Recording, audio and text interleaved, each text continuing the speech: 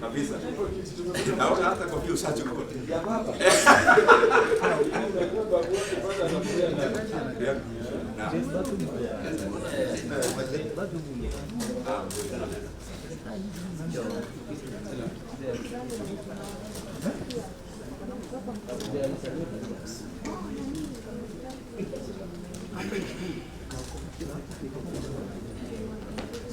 Let's call the meeting to order.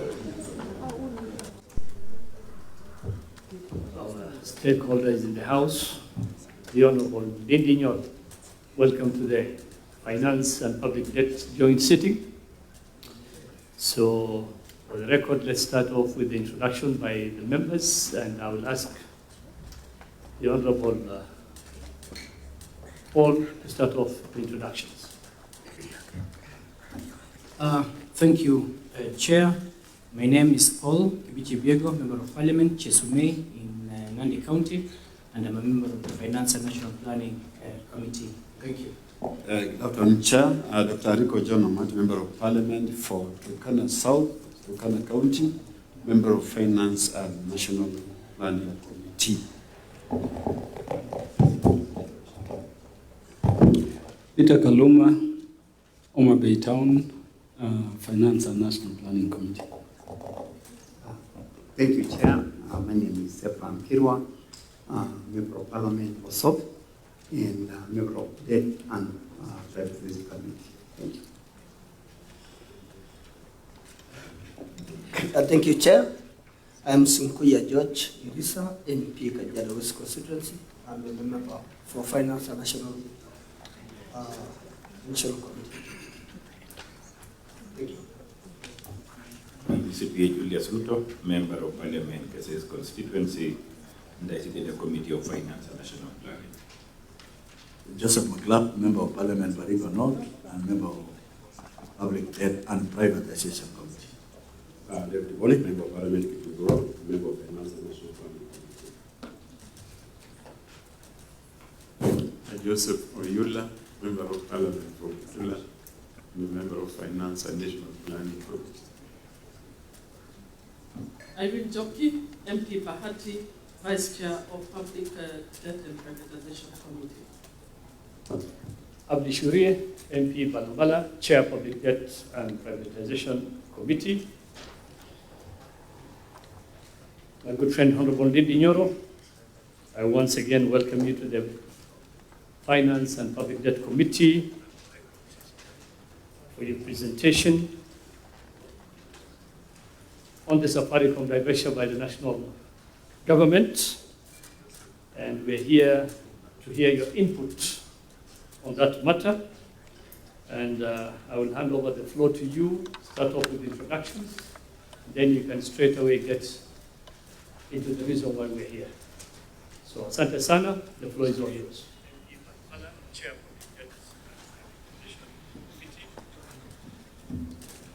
Thank you very much, Chair, Honorable Shurie, and all the other members, and also the technical staff from Parliament.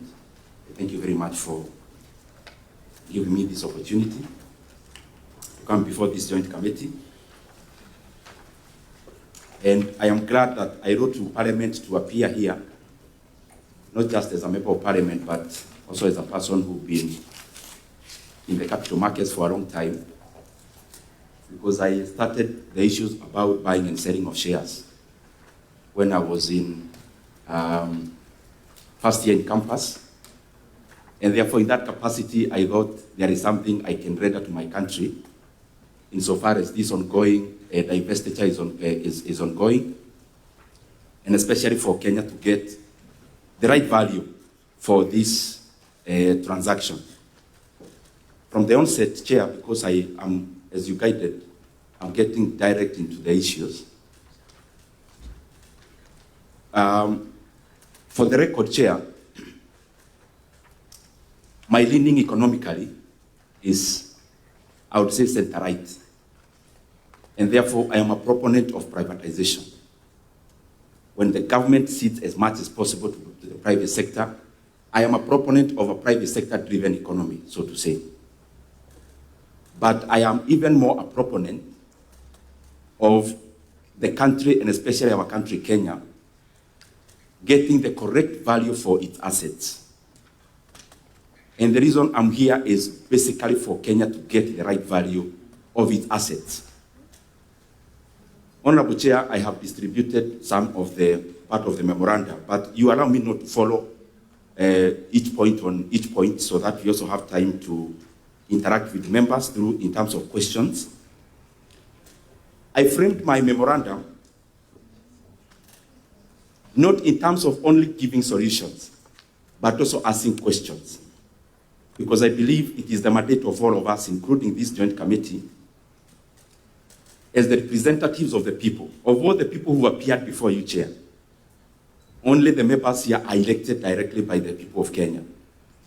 And therefore, we must reason like the people of Kenya. Because I believe a representative, you are not elected to leap forward. You are elected to represent. And representing, you only represent the people who are like you. So our reasoning must always correspond to the reasoning of the people of Kenya in such a matter as this. And therefore, Chair, some of the issues I'll be highlighting, I may give solutions given the experience I have, but I'll also give a lot of questions, because I believe those questions I'll be giving forth, it is also our business to seek for answers from the right offices where the people we represent may not necessarily be able to go there by their own. Starting off,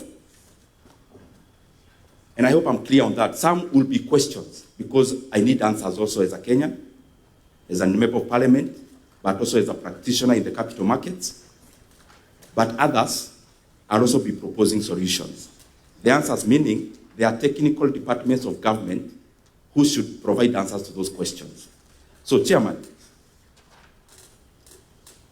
my first issue, and I'm doing this in good faith just for a start. I'm doing it for good faith. If, for example, now I am told Kenya can get value for this transaction, I would leave this meeting because my business would be done. And having said that, I have some experience in the capital markets. Chair, you will allow me. There is some information I also have, some I'll say today, some I'll say in the floor to guide this discussion nationally. And there are some information I'll just highlight for you to also dig further, because I know, and I would not want to bring emotional suggestions. I'll say things that I know for sure. I have a backup of evidence. Number one, Chairman, this transaction that you're having is the largest in terms of quantum since our independence. Kenya has never had a divestiture of this nature in terms of quantum. It is the first time. And therefore, it should be important that we make this debate as robust as possible.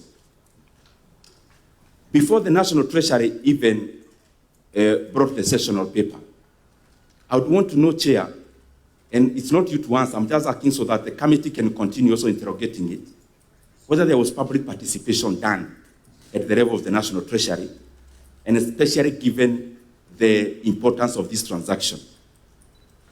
The second thing is that I am privy to the information that some of the people who actually represented the government of Kenya in this transaction are neither contracted by government, they are also neither civil servants. Who did they represent? And especially some I know. And when the right time comes, I will give names so that we move forward together as a country in this matter. How can we have in a transaction a person meeting our buyers informally, and the same people also do business with the buyers? And as I say so, Chairman, I know exactly what I'm saying. Even the people who I am referring to, they know. So I'd want to get a list from the time this transaction started, the inception, which is the committee that has been handling this transaction on the side of government. Who are these individuals? So that we run away from this blanket issue of saying government, yet the people we are calling government are actually not government. So, Chairman, it is important since this transaction started that we get a list of the individuals who have been involved in negotiating for this transaction. But some of the issues, because I've been following, I will raise are also issues that have been raised by other people. And this is my second issue. It's about the valuation. Chair, when I raised this issue first, the response I got from government was market price. National Treasury, I asked, what is the basis of valuation? They talked about market price. Chairman, since when I started buying shares, there is a canon of the market that is not just in Kenya, but across. That markets can give liquidity, so that when I want to trade shares of KenGen, of Safaricom, there is somebody or a platform for me to trade with. But the market do not necessarily offer valuation. And I'll use Kenyan scenarios. Chairman, if, for example, you look at today, in the stock market today, because it's online, you realize that a company, for example, Kenya Power, trading at today's price, the market valuation of Kenya Power is around 30 billion shillings today, actually 29 billion shillings. This is a company with assets of over 400 billion shillings. A company making 24 billion in net profits. Chairman, I invite this committee to check if properly we are looking for the welfare of Kenyans. Could we sell Kenya Power even at double price of 60 billion? If somebody offered the government of Kenya today to buy Kenya Power for 60 billion shillings, double the current price, would the government sell? I think the answer is no. The same company, the valuation was 4 billion shillings, 15 months from today backwards. Nothing fundamentally has changed, but the valuation of Kenya Power has more than times 7. There's nothing that has fundamentally changed. This just to show the vagaries of the market when it comes to valuations. You can talk about KenGen. KenGen is making around 10 billion in net profit every year. The valuation as of today is 60 billion shillings. Their asset is 500 billion shillings. The valuation of KenGen is 60 billion shillings today, Chair. Can the government sell KenGen even at 100 billion today and say we are dealing with market price? If you compare KenGen with a peer, a similar company, let me pick one market, for example, Nigeria. If you check NGX, the Nigerian stock market, there are similar companies like KenGen. One is called Transcorp Power. There is another one called Geregu Power. Geregu Power actually had a transaction the last 2 weeks. They produce power half of KenGen, yet their valuation is 200 billion. This is one market called Nigeria, valuing half of KenGen at 200 billion. This is our market here in Kenya, valuing double of Transcorp for 60 billion. That is a total mismatch. And that is why when there is a big transaction, markets are usually never used. And I'll give you the final example, Chair, so that we just understand where I'm coming from. I gave this on TV the other day, but it's good I say it in record. In 2013, Chair, I had some few shares of a company called Reavipingo. And the company was trading at 27.5 shillings. And I'm still handling the issue of market price. 27.5 shillings. So some guys decided we are going to buy off Reavipingo. And they gave us an offer, just exactly like the one we have from our buyers. They gave us an offer of 40 shillings. That was a 45% upside. And me, as a small-time shareholder, I was thinking, this transaction is too good. We need to fasten. I cash in the 45%. But what did they do? One company called Centum petitioned the Capital Markets Authority. And they decided to open the bid for other people to bid. What was the consequence? One company came, that one called Centum. This one had bid 40 for a share of 27.5. That is how it was trading in the market. And that is the last price Reavipingo traded in the market. So, one guy gave us 40. After the bid was opened, me, I was thinking, with my 10,000 shares, this is already too good a deal for me. Sent a petition, they offered a bid of 50. After 2 weeks, another company gave a bid of 55 shillings. I actually thought it was drama. Later on, the same company that was to buy us at 40, called Rare Trading, gave the final bid after negotiations with the other bidders of 70 shillings upfront cash, and they were to divest from land which they have. You know Rea Vipingo, the area around Vipingo, that's the land I'm talking about. These are not stories. They gave us a quotation. After divesting from the land, we were to get an extra 15 bob. But because they wanted to exit very quickly, they actually told us, you not wait for the land to be divested. You guys, we are going to pay you 85 shillings now. A share of 27.5 shillings, Chair. And I pocketed myself 85 shillings and other Kenyans. That is the reason why when you give forth a competitive process, you get people competing for your asset. The language of a buyer is not the language of the market. When I want to buy something and I start talking about the market, that is the language of the buyer, not the seller. And that is why I see a problem is. On the same chair, this is public information. If you check when the directors of Vodafone, their group now, they are called Vodacom, called for a press conference, they were very, very upbeat about the transaction. In Kenya, the way we are asking for information, you realize here most of the information we actually got it from the buyers. Most of the information was volunteered by the buyers. So when they went back to SA and they called the press, one of the people there actually commended the directors for getting such a good deal. So we are here as Kenyans giving our asset for a song when the buyers on the other side, they are being treated like kings for getting a good deal and, of course, for taking advantage of our incompetence as a country. Chair, the second thing I have handled it already. I could have given many examples, including the recent one of Amson and Baburi. Before the information leaked in the market that Amson was to buy Baburi, and the price they ended up paying, it is upward of 175%. But they calculated when the information had already leaked. That's why they talk about a single digit, a double digit upside. But the real one before the market leaked, it was over 175%. Just to give many examples.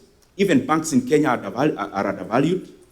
So what I'm trying to say here in this issue of the market, it will be a tragedy for Kenya to value this transaction based on the market.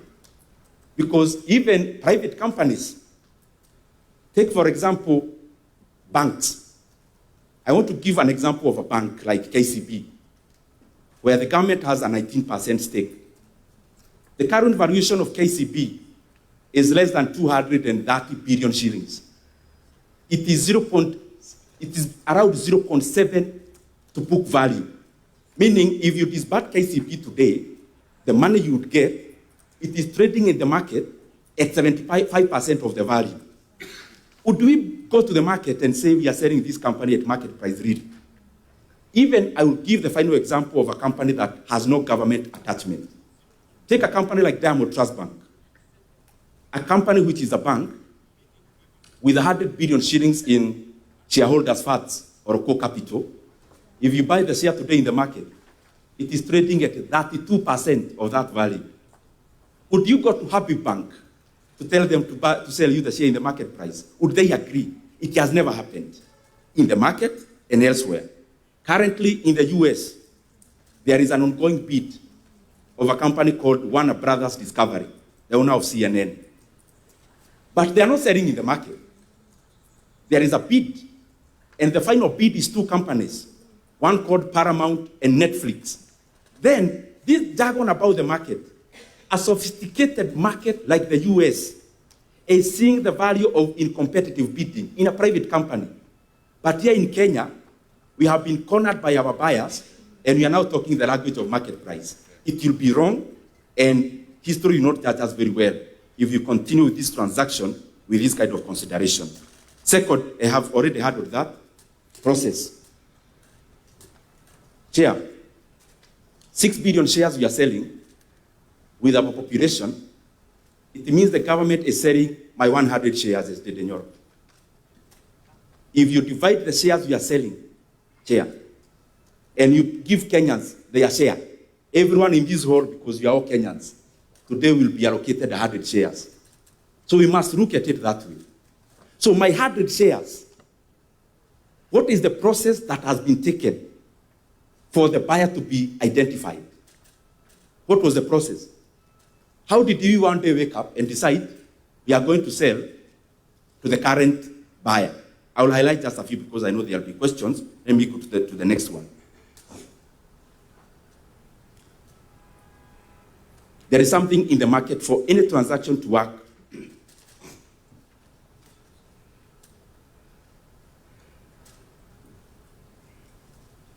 For any transaction to work efficiently, Chair, there is something called information symmetry.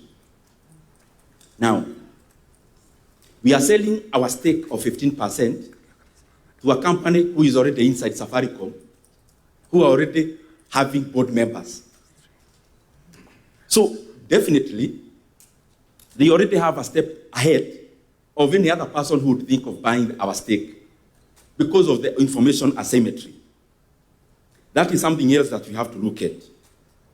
Chair, allow me so that I go, this other point I think is the main one that brought me here. So before I go to that one, this is your valuation. Let me just recap a little bit in 1 minute. So, beyond the market, can we get the government of Kenya, when they conceptualized this issue of selling our stake, which valuation methods did they employ? Who did they hire to do the valuation? When did they hire those people? Because listening to the proceedings in the previous appearances, I heard about KCB and a framework contract. But Chairman, I would want to see that framework contract because I've been listening so that I don't waste your time. And Mheshimiwa, I think, yes, Treasury did make that, and as a committee, we have requested for that framework. So, and I'm sure as a member of Parliament, you'll definitely have access to that once it's right. Thank you very much, Chair. You know the reason I'm asking that, Chair? The day of the announcement of this deal, it became unwholesome. This is not how even transactions have been done previously. You come and bombard the market with information, and then immediately you're already announcing the price. So who determined that price? Who are these people who are hired to determine this price? That is something we have to interrogate. So there are various variations. That is what I'm trying to arrive at. In telcos, you can do EBITDA times, depends on how many times it is. But let me use the most simple manner and parameter of valuing a company as diversified as Safaricom PLC. Chairman, if you want, the easiest is price of earning ratio. It's called PE ratio. Safaricom, remember this financial year, they are having a blockbuster increment in profit. Chair. So, we are selling our cow just immediately when it is coming out of the woods. What do I mean about the woods? Conveniently, the market has been bearish, but Safaricom has even been more bearish. For this reason, you are building a flat here. We have a company, let's say, called ABC Limited. You are building a flat which you're already collecting rent. And that rent used it to build another flat. So the person looking at the bottom line will see that all the money you made in your first flat is already building the second one. So there will be no much profit. So our flat here is Ethiopia. We went to Ethiopia. Safaricom went to Ethiopia. Licenses alone. One license was 850 million USD. The other one was 150 million USD. You've already sunk 100 billion USD in Ethiopia on licenses alone. I have not talked about towers. They have done thousands of towers in Ethiopia. So that company, before it went to Ethiopia, because my main point is around valuation, in 2021, the share price was 45 shillings. And the market valuation of Safaricom PLC in 2021 was 1.8 trillion shillings. 2021. It has since invested in Ethiopia. Yes, it was bleeding, but the bleeding of cash in Ethiopia, according to Safaricom themselves, in the release of the last financial year, they are anticipating by next financial year, they are breaking even operationally. How convenient is this then that we come just when Safaricom will start adding in into the bottom line, and then, surprisingly, we want to sell our stake, but also basing it on the vagaries that Safaricom has gone through called markets. So in terms of PE ratio, Chair, Safaricom, the kind of profit they make this year, their PE ratio by March, because they closed their books in March, will be around 16.1. PE ratio measures, if you rely on dividend payment and the company pays 100% of dividends, how long would it take you to recover your investment? In terms of Safaricom, the PE ratio by the closure of the financial year in March will be 16.1 years. Now look at this, Chair. The peers, take for example Orange. Orange PE ratio is over 30. You take 30 years. Take any other globally. Just do your homework, but let me zero in into themselves. The guys who are buying us. Bharti Airtel is like 39. The guys who are buying us, the best their PE ratio has been is 40.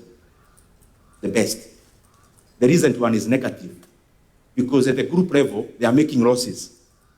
So that's why they went for a celebration after leaving Kenya, because they knew, based on that parameter alone, they are buying us, they are actually getting us for free. Chair, I want to go to the main point.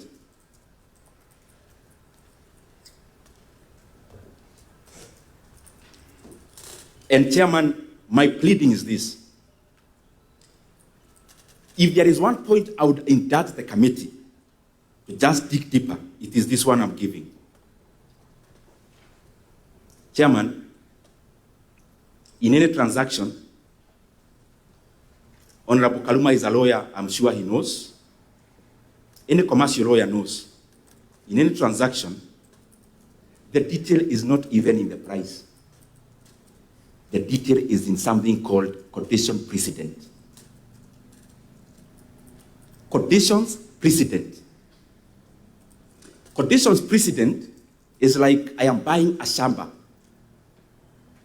So I'm buying some piece of land in Migori.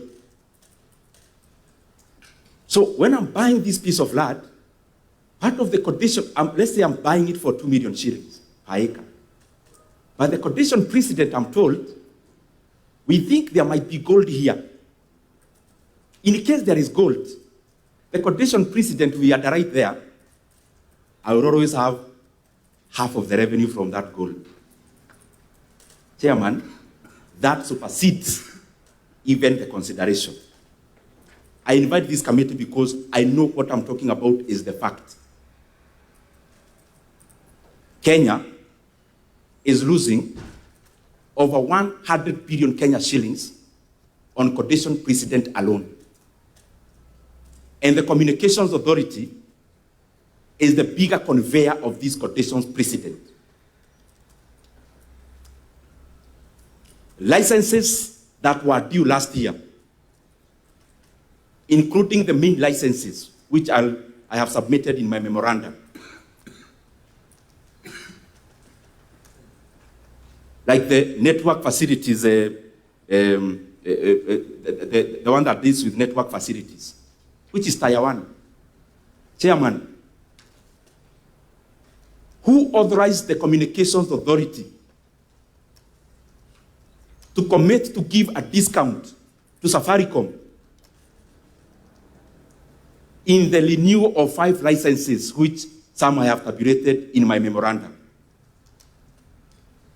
That Kenya, in that respect, is losing close to 100 billion Kenya shillings on conditions precedent. Things we have already promised the buyer.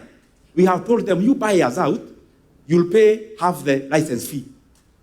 Half the license fee in terms of billions of shillings. Money enough to make basic education in Kenya free today. So the Communications Authority, the management, went ahead to commit Kenya to a loss of over close to 100 billion Kenya shillings on conditions precedent. The board had not met when the management of CA did that. And I would want them to table to this committee when the board of CA met to actually discuss about not any other matter, the conditions precedent that we have given to the buyers where Kenya is losing over 100 billion shillings. So we are here talking about 2 or 4 billion, but the net amount of money we are actually getting as Kenya is 104 billion, because 100 billion shillings is already lost in conditions precedent. Chairman, if there is one thing that you have to stop, is that one, because there is no basis.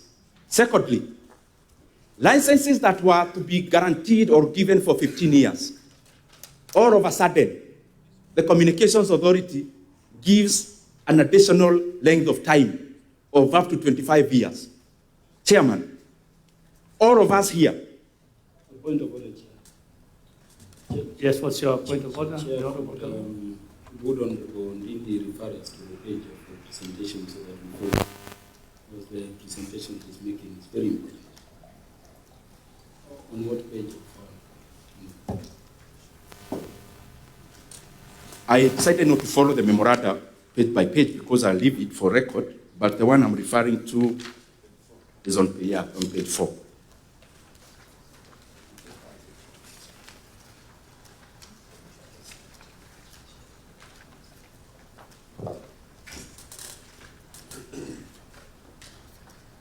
Can I continue, Chair? Mheshimiwa Kaluma, did you have, what was your? Yeah, Chair, it is confirmed it's on condition precedent. Okay. Go ahead, Mheshimiwa Ndindi. So, Chairman, I was saying this. Some of the licenses that other players in the market are getting for 15 years, the buyer cornered us as Kenya to put on a length of 25 years. Members, my brothers and sisters, we are here committing our country for the next 25 years. And I'd want all of us to add 25 years to the age that we already have. And we commit that we can continue answering these questions, that we committed Kenya to a loss of 100 billion, that we are willing to answer that question until, if you are 40, you are 65. And what is the basis of even this condition precedent? It is just absurd, Chair. And this must stop.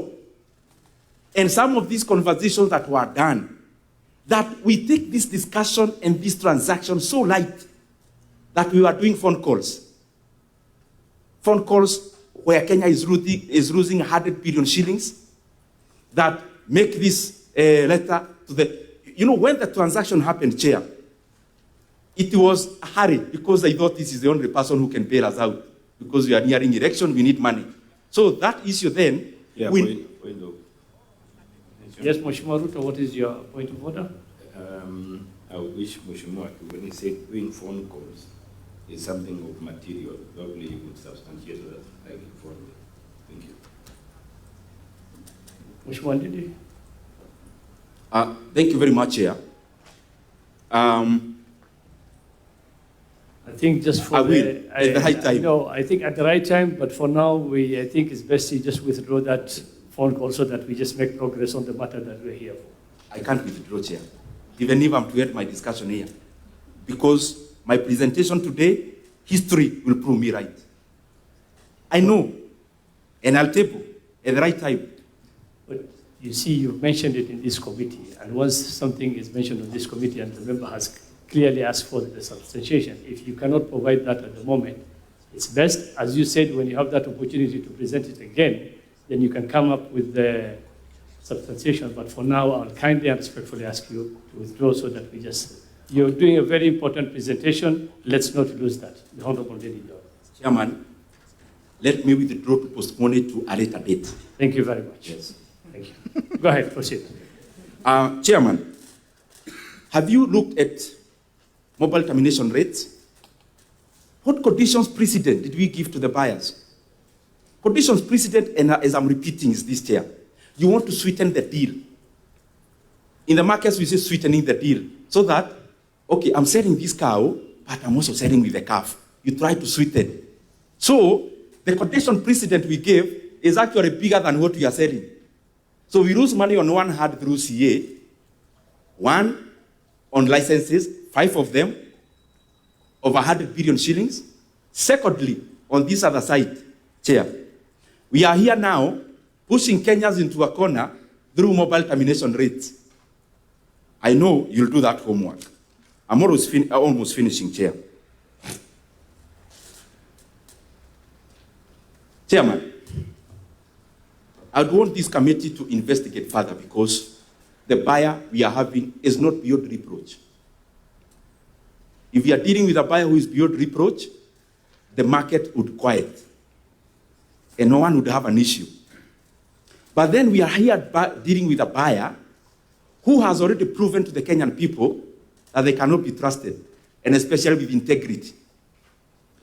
When Safaricom share was being listed, I was working for a stockbroker when I was in university. And therefore, I have the details of that listing. Chairman, there was a company called Mobitelea, which owned 5% of Safaricom by the time of listing. Previously, they owned more. If you look at the listing memoranda of Safaricom, this was how the shares were allocated. 35% was to be listed, 35% was GOK. 35% was our buyers. 40% in the market, which we all own. Now, Chairman, in the current memoranda, which was released by the same buyers, they now have 40%. Let me rephrase so that I am on record, I am correct. By the time of listing, 35% was GOK. That's 35%. 35% was our buyers. That is 70%. 5% was a company called Mobitelea, which was a vehicle of political patronage. The amount that was listed in the NSC was 25%, not the statement I had said before. So we listed 25%, it is in the market. All of a sudden, in this memoranda, now government has 35%, but our buyers already bought Mobitelea. So it means then the buyers were in cahoots with Mobitelea. Can Kenyans trust this company to be above board when it comes to this transaction when they already have shown their true colors in terms of integrity insofar as Mobitelea is concerned? Second one, and this one members take it now just like the one for condition precedent. Seriously. Chairman, we are here being told about market price of Safaricom, but there is something we are not being told. That the Safaricom share price has some shades of the company share having been suppressed in the last 1 year. In June of this year, when the buyers knew there would be this transaction, they did something clever. They immobilized their shares, 16 billion shares. They immobilized their shares for the first time since the listing. Do you think that is normal, Chair? Immobilization means this.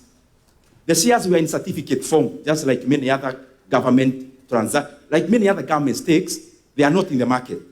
They are usually held even in certificate form. So what happens, you have to mobilize this share to go into the CDSC. So what did our buyers do?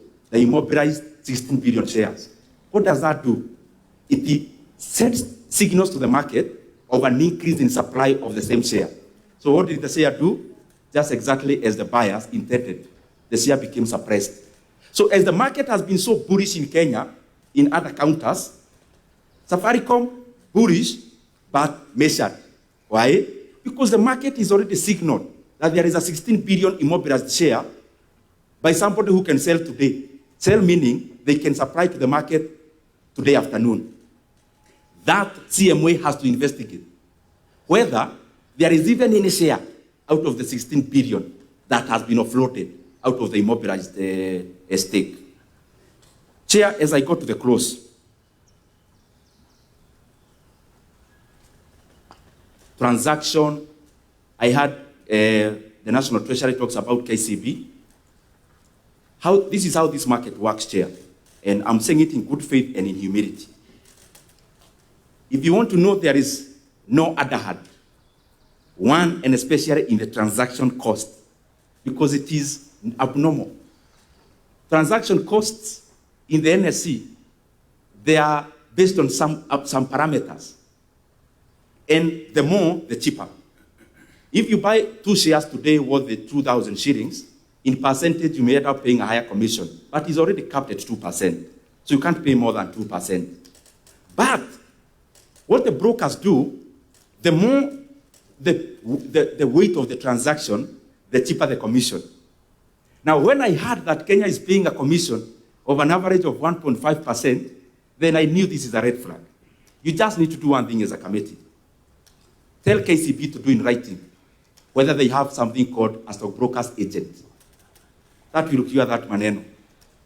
They do in writing to commit themselves. Because being a listed company, they'll still report in their financial year whether there is any cost that was incurred in this commission. Stockbrokers agents, how would they do? You go to a stockbroker and say, this is my deal. And then you are put into the system as an agent. Then you are given between 35 to 50% of the commissions your client generates. So you just need to ask KCB in writing whether in this transaction there is a stockbroker's agent. Because if there is one, second question is, why do you actually need an agent? A company that is already being controlled by GOK. KCB, the chairman, is appointed by government, and the board composition is appointed by government based on the 19% stake. So why would you need an agent for you to connect Kengen to Kenya Power, for example? Why? So, chairman, whatever savings we make, it should go to the Kenyan people. But the way to cure that, let them commit. And then Parliament will check later whether in this transaction there was associated cost of an agent, because that is how things can happen. Lastly, the way forward, I have always said it, and I know 100%, Kenya may end up getting over 350 billion Kenya shillings if we fall part of them. And the many suggestions that I have heard from many people who have appeared before you, Chair. One,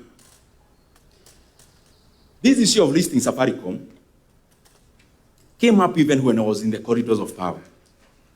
So it's not something new to me. And therefore, whatever I'm saying is just to remind even the people who are there today. But there were better proposals than now. Why are we falling back to inferior proposals? The proposal which I would give, which even them they know, break Safaricom into 3. And you're not doing anything much. Breaking in paper, you're not breaking it like with Nyundo. Break Safaricom into a telco. Number 2, into a fintech. And number 3, into a tower company. The sum total of the 3 will be much more valuable than the whole. That's one. The second option, that is one option. The second option, if we really need money so fast and you don't have time to break down, it is very simple. It will take us very little time to list Safaricom PLC in the London Stock Exchange. The London Stock Exchange now, they are actually begging people to list in London because the global market have tilted towards America. So the LSE is now dry in terms of listing. If you show a signal you want to list, they can even send their finance minister here in Kenya tomorrow to list in the LSE. Once we list in the LSE, we expose Safaricom into the global markets. So people who don't know Safaricom, they only know M-Pesa, they'll get to know there is this profound company called Safaricom. It is actually the owner of M-Pesa, because M-Pesa is actually more known globally than Safaricom. What does that do? It creates interest. Chairman, after that, within the same option.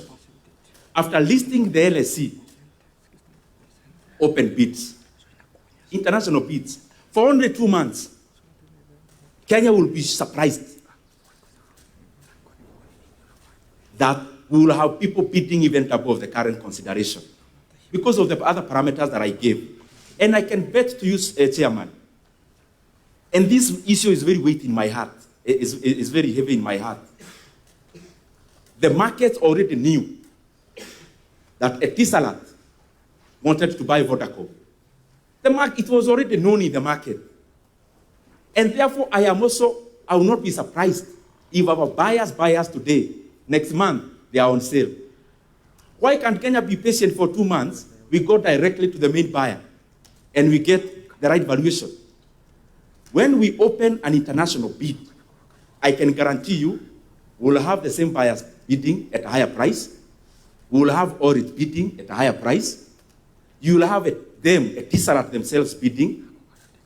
You can have investment vehicles like BlackRock bidding, like Blackstone. Eventually, Kenya will get more, as the story I gave about Rea Vipingo. So my submission, Chairman, is let us open this bid to international bidders. And we lose nothing. If Kenya gets an additional 150 billion, I thought the mileage will go to government. They'll build more roads. So, I mean, everyone benefits. Why can't we be patient for 2 months and we get a higher price, Chairman? Thank you very much. And as I submit, we look about the dividend. This is another securitization, as you know, of dividend. I would want to know even from the committee, maybe separately. You know, there's something called MTDS, whether it's actually part of it. We are now securitizing dividend. This dividend was part of our Appropriations Act, the current one. Because part of our revenues, the dividend is part of it. So we have securitized. I may ask many questions even about the current IPO that is ongoing. The proceeds were part of the Appropriations Act. So don't we see a mismatch? We have securitized dividend for the next many years, yet in our long-term and medium-term planning as a country, it is already accounted for as a revenue direct to the consolidated fund. I think Kenyans deserve answers on that. Thank you, Chair. I may give more rejoinders as we interact with members. I thank you very much. Thank you very much, the Honorable Ndindi Nyoro, for your excellent presentation and submission to the committee. Members, you've had the stakeholder. Now I'll be calling him a stakeholder. He's here as a stakeholder. So, members, yes, Mheshimiwa Ariko? Okay, thank you, Chair. And I will give it to Mheshimiwa Kaluma, then Mheshimiwa Kiru. Thank you, Chair. First of all, I need to say that I need to appreciate the presentation, a well-informed and insightful presentation by our stakeholder, Honorable Ndindi Nyoro, on this matter of divestiture of Safaricom. Honorable Chair, I wanted to ask Honorable Ndindi Nyoro, because he was Chair for Budget during the said period where the shares of Safaricom started dropping from the figure he just mentioned of 40, for what? It was for something, shillings per share. That was the period between 2022 to 2023. And from my research indicated that the shares came down because of interference of government and further investments in these other regions because of risk-averse nature of some of the shareholders. That's one aspect I wanted to ask Honorable Ndindi Nyoro. Secondly, he talked about materiality of the transaction. It is true that this transaction is material, and the shares are supposed to be sold at the secondary market.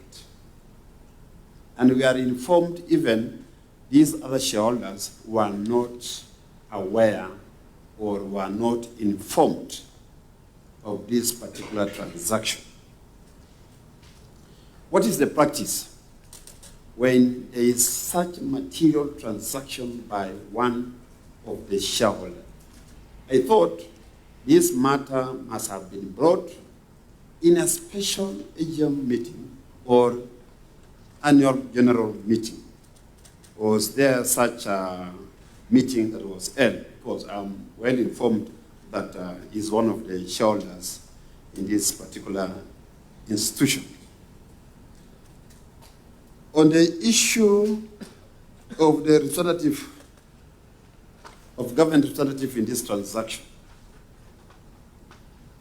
he has been in government for more than 10 years. And in fact, is a major person who has been fronting economic aspects of government. Now, because he has changed his mind to go to the other side, and that's what I normally talk of ironies of some of the leaders. When they are in government, they are positive on all the aspects of government. But when you run away from the government, you start being opposing everything. So what I'm trying to ask you may need to call the member into order. Really, Ndindi Nyoro ran away from the government. What is the aspect? Ndindi Nyoro has been a chair, is a member of parliament, and I think he's still a member of parliament. So Chair, let us not. You see, there's a saying that What's your point of order, Mheshimiwa Yeah, Mboni? I think the government has three hands. It's the executive, judiciary, and the legislature.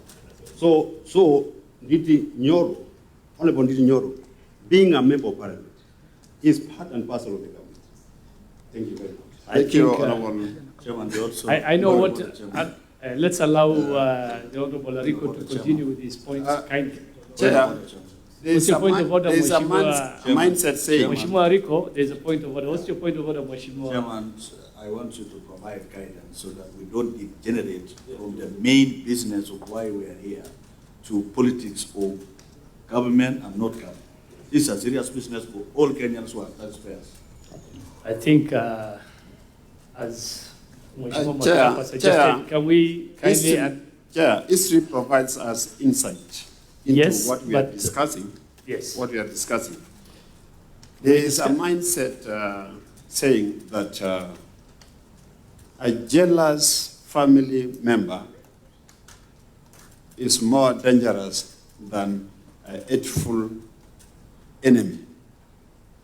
You can brainstorm around that. Let me continue with my Please, let's presentation. continue on the subject matter that has brought all of us here. Mheshimiwa Honorable Ariko. Ndindi has not made a presentation of the true intrinsic value of Safaricom so that we can base our argument on his presentation. As a scholar, the presentation of Honorable Ndindi is from a scholarly world. So I want to appreciate that. But he has deficit in terms of giving us the intrinsic value of Safaricom and how much are we supposed to sell these particular shares. What is the best valuation model? From his presentation, I have observed that he wants us to go into the competitive market. The secondary shares are supposed to be competitive. And just because he has given us some insight on the internal dealings, where one person has clear information or correct information over a particular issue, and this issue is about the valuation of the company, it's about the price of the share, and in fact, the future prospects of the company. What interest is Safaricom going to get from the future prospects of the company, which are more valuable than the current state of Safaricom? Finally, Chair, because I've handled on the issue of competitive process, Honorable Ndindi has talked about the stock brokers. He has mentioned about KCB. And probably it's about the transaction advisor. What is the position of Organization for Economic Development, OECD, on the transaction advisor? Because it has guided on the ceiling for transaction advisor, which I said earlier, somewhere last week, that it is between 0.5% to 1.8%. And from the presentation of Treasury, the transaction advisor percentage is 1.3, which from my professional point of view is within the bracket. Thank you, Chair. Mheshimiwa Kaluma, then Mheshimiwa Kirwa, then Mheshimiwa Paul. Chair, let me join the members in commending Honorable Ndindi Nyoro for coming forth to participate in this process at this stage. I know as a member of parliament he'll have another stage, but this is bold. It's also a Kenyan. And so let me thank him for requesting our clerk to permit his presence to make these presentations at this stage. I know we may also visit other counties during public participation, take interest and join them. And Chair, let me thank you also for following Honorable Ndindi's request, allowing him to appear before us. Listening to Honorable Ndindi, Chair, I'm asking why he didn't request to join us as a stakeholder, so that a number of these questions he's raising would help us as representatives of the people to raise them with these various bodies coming here. In fact, makes me think, Honorable Chair, that because I know we could be having Central Bank of Kenya today, later on, Honorable Ndindi should stay around. Because ultimately, if he stays around in that capacity, he can join us as representatives of the people in interrogating these matters. Why do I say so, Chair? Chair, when Honorable Ndindi indicated he's coming and you told us so in the morning, you remember we had joined briefly. And we were very elated.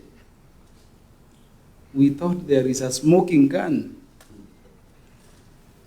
And he has come and he has started as if there is a smoking gun. But I'm still waiting for the gun to discharge. The gun is not discharging. Makes me think there is something Honorable Ndindi is withholding. Honorable Ndindi, don't fear. You're in Parliament. Tell us, release the smoking gun.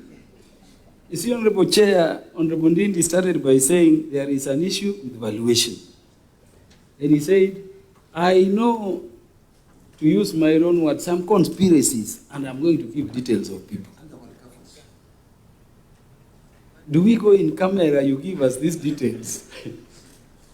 Because Honorable Ndindi, you know the attitude of some of us with anything that is corrupt or collusion. In fact, I was waiting, Chair, you saw me take my pen, and I've been waiting. I just wanted to hear so and so, so and so, so and so, so and so is involved. And is depriving Kenyans of their rightful asset. You know, Honorable Ndindi has come, gone round. I want to request Honorable Ndindi that on that second limb, and I can tell you, you know Peter Kaluma as you do other members of this committee, if you were to point to us that there is some conspiracy, some corrupt practice around this matter, Honorable Ndindi, I can tell you, we would adjourn all the other hearings and this committee will make a decision on my intervention. And you know me.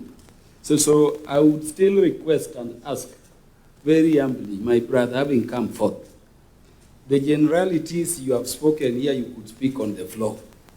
Give us the details of these people you indicate you will give. The better if the media is there. But if you need in camera, please stay on. but I retain my ask to the chair to allow you to sit through. You are entitled, with the permission of the committee, as a friend of the committee. Chair, valuation has been a matter disturbing us a lot. And I agree with Honorable Ndindi, we are not sitting here just as parliament. We are sitting here representing Kenyans in the sale of their assets, which, if we were not sitting as representatives here, Kenyans would have been met elsewhere, and they would have raised issues. And by the way, we've been raising these issues. When we raised the issue of valuation, they told us there is something called market price. And we were told if you go to the stock market now, and Safaricom shares are listed there, you will get between 28, 29. We were told there is something called PE ratio, which I see you repeating here. And you were taken through these calculations, the price earning ratio. I'm not an economist, I'm a lawyer. But we were taken through the details. We were told about intrinsic value. And if you've been following proceedings, I've been speaking to what Safaricom is in our telecom space, in our mobile money transfer space, and in our image and heritage as a country wherever you go across the world. I thought when you mentioned you are coming to guide us on valuation, you know, you would leave us here with a model of computation complete with how we arrive at a figure which we can tell Kenyans as representatives, this is the fair value. You know, Chair, we are at a position no better than where we were before Honorable Ndindi Nyoro came. And these are questions we've been asking. So Honorable Ndindi, could you, beyond what you've said, using all these methods, by way of arithmetics, you know, demonstrate to us how we can come to a better share value so that we determine this issue and we make a determination together with you, which we will present to you to approve or not. Beyond the fact that you are saying, if we went for competition, we would yield better. We've raised the issue of competition, and Kenyans have been seeing. Now, beyond the issue of competition, please let us know your justification for saying that Kenya going beyond the price in the market of 28, 29 to 34 still is an undervaluation. And if so, still in your view, give us what would be the right valuation with a clear pathway to it so that we can pursue it. Number 3, Chair, I'm a lawyer, I'm not a finance guy. Honorable Ndindi is speaking to the matter of valuation of a company. What we are dealing with here is valuation of shares, not a company. I know the value of the company may be one consideration you take to your intrinsic value, which I've requested you to compute. But I think we need to understand that the only benefit you get from shares are dividends as and when they're declared. Chair, in company law, companies are what we call persona jurídica, juridical persons. You don't own the assets of the company. You don't own the company. You own shares and you trade in those shares and you derive benefits by way of dividends. So let us be clear that we are not valuing, you know, Safaricom. We are valuing shares in Safaricom. And so it is away from the company and, Honorable Chair, the assets. But Ndindi, I need you to share with us on something. You know, when we enacted the Companies Act in the 11th Parliament, you were not yet with us. I was at the center of it. We had a section 975, subsection 2B, in which we said any foreign company in Kenya being to be registered here had to let go at least 30% shareholding, was it to the government or to the local people? There had to be that percentage. Out of the idea that we needed to attract foreign investment in 2016, you remember, an amendment was brought, and when that amendment was brought, we deleted that provision. Now leaving these shares open to everybody. If I were to eat your mind, thinking about the place of Safaricom, do you think we should recommend a reinstatement of that provision? So that when we have strategic companies or corporations like Safaricom, there is the limit is set, even if we are not to say local, we say the government shall have, on behalf of the people, at least this percentage, whether that, because I tend to think, Honorable Chair, that this could be what could have informed our having 35 then. It could not go below 30. What is your thinking around that? But tied to that, what stops Vodacom from going to the market now that these shares are listed and incrementally, buying the shares to the level, that they want, so that we are justified in saying this is not the way to go. The shares are listed, and by the way, they will be buying not at 34, but at 28, 29. What stops them now from going there? And if they were to go, do you measure the loss to the country in terms of what we seek to do? On the transaction cost, as advocates, we have the advocates' remuneration order. And Honorable Ndindi, it will tell you, on this kind of transaction, you will charge this least amount. Of course, we don't have upper limits. So the fees a lawyer charges are guided. People keep speaking about 0.5 to 1.5. We were told even by the CS Treasury and other people. I'm not a finance guy. Is there an instrument under which this is prescribed so that we can look at it? But I agree with your presentation that, by the way, the higher the volume, the lower the commission. Stockbrokers we will investigate, later on. I end by commending you and requesting that either way, let the smoking gun be seen and let the bullet be shot. I thank you, Chair. Thank you, Mheshimiwa Kirwa. Then Paul, members, let's avoid, if some colleague has asked a question, let's not repeat the question, please, for the sake of time. We have other stakeholders waiting. Thank you. Thank you, Chair, for the opportunity to ask this question. And thank you, Nyoro, for coming up as a Kenyan to just give this presentation. And we have to make it clear that Ndindi Nyoro is a friend or a colleague to all of us here. So that is why this presentation was very, very important. And Ndindi Nyoro is not just a regular member of parliament. He was the chair of budget. So he has so much information pertaining this particular issue. Ndindi Nyoro started saying he wants to know how it was validated that the stock is at 34, not 29. He gave us so much information about the sale of the company, so much information about several other companies.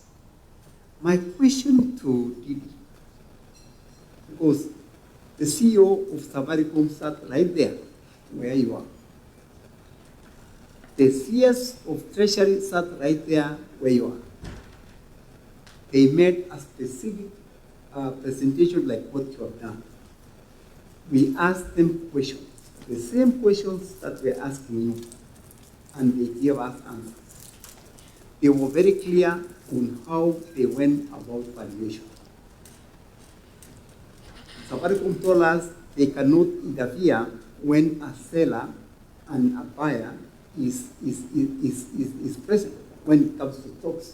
If a buyer says, I want to buy these stocks, and a seller says, I want to sell these stocks, Safaricom has no say in who exactly or to stop it. Now, you are telling us that we should have all Kenyans come together and agree on who is going to evaluate this sale before it's done. That is not the case. We are told Vodacom gave us a premium price for the future dividends of the country, or of the stock and all that. So, Mr. Ndindi, as a colleague, and who has so much information about the government of Kenya, and who has information about this fund that we are going to set up, infrastructure fund. Of course, the money will come probably at the moment. If it is concluded before it's formed, it will go to another fund. But I want to ask you, do you think that all Kenyans would have sat down and agreed on the price rate? You know very well that Kenyans, there is a way of evaluating the stock and agreeing on how to sell, and there is nothing that was wrong on this sale. There is nothing. If you have information that there is something wrong that was done, then be on record and tell this, because so many people are following. So many people are just listening on your presentation today. So just tell the people, this is your opportunity to actually tell the Kenyans something went wrong and this is what went wrong. But based on what we know, the CEO was there, of Safaricom, the CS was there, and several stakeholders have come and just did their presentation the way you did. So my question to you is, do you really think there is a smoking gun in the country? Thank you. Thank you, Chair. Mine would be brief and straight to the point. Thank you so much, our colleague. You really made a powerful presentation, which has really enriched me, and I believe it has enriched the committee. But I would just like to ask, Honorable, that you seem to say that you have no problem with privatization. Yes, and you have a problem with evaluation. And Honorable Kaluma has mentioned it, but I was just feeling like I really wish you would have given us what you think was best in terms of valuation. Because you've talked of us having maybe more 150 billion, 100 billion, so I don't know. In your computation, because they have floated at 34 shillings, as per you, how much would it be? And you also put it so well that while you were in the corridors of power, there were some of these things which were floated. And in your view, if we'd have split into three, would have gotten more.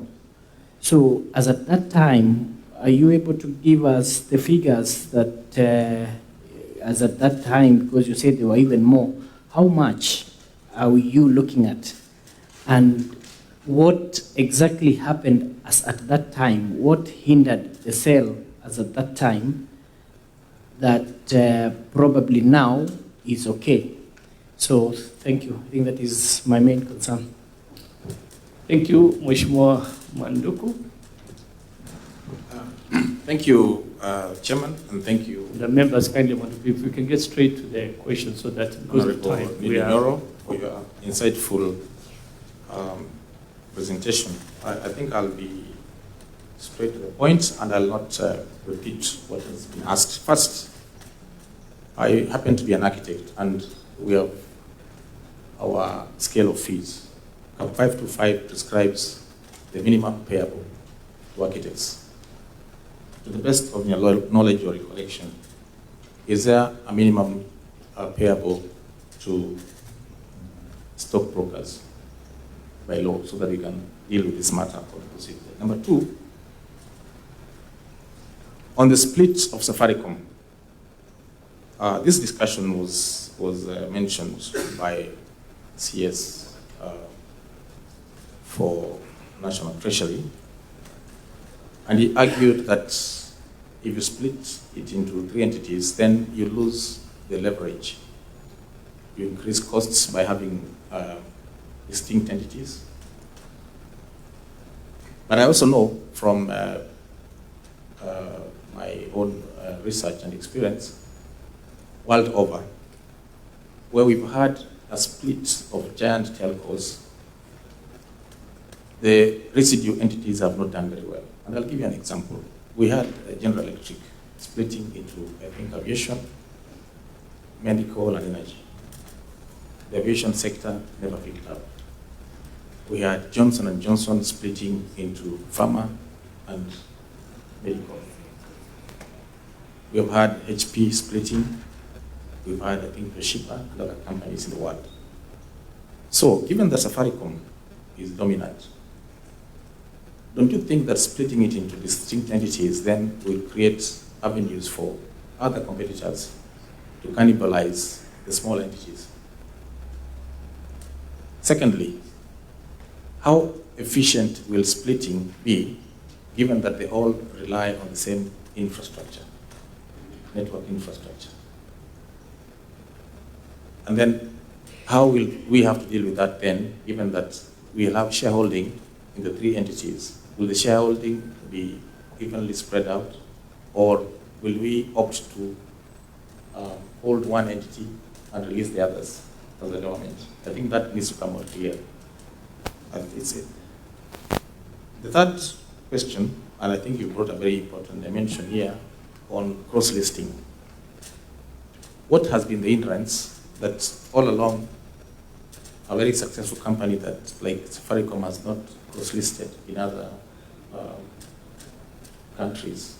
And you gave London as an example. And what route would we take as Parliament to ensure that this cross-listing is achievable without any legal hiccups?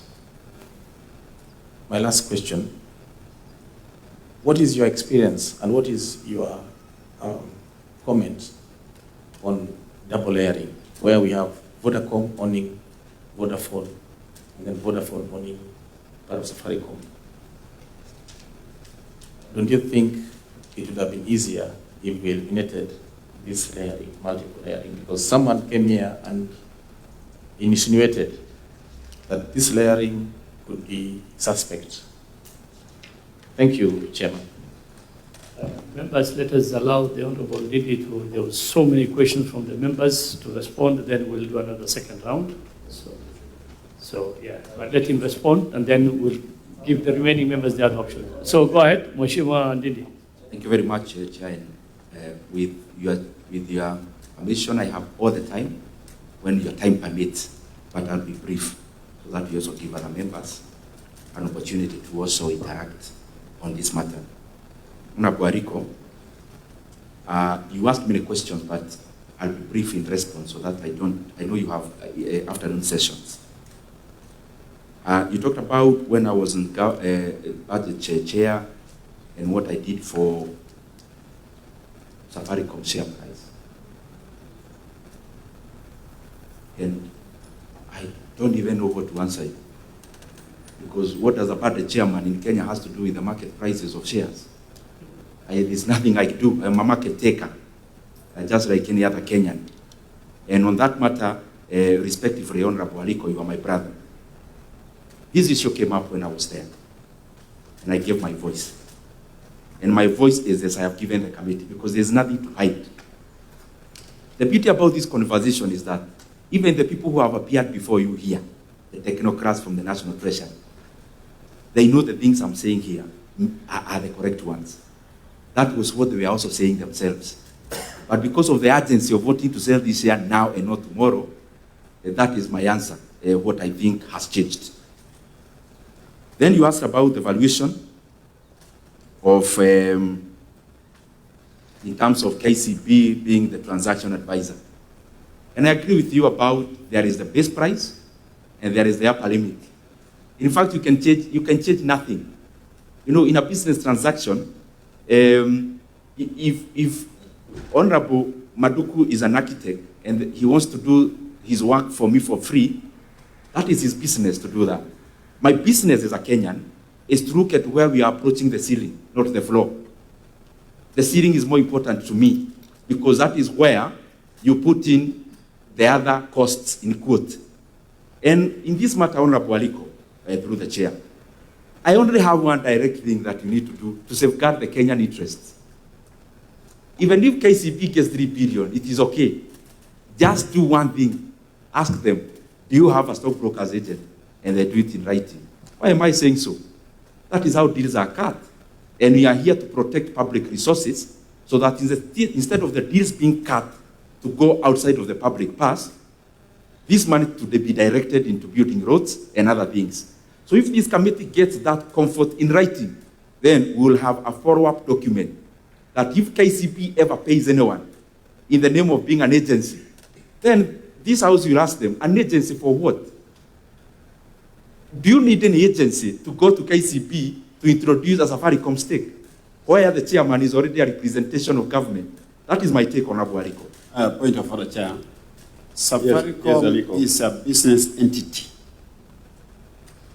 So whatever it does in terms of transactional advisor, it is part of its business. So even if one of the main shareholder in KCB is doing another transaction somewhere, it will not give for free. It will charge transactional advisor fee as part of its business. Thank you, Chair.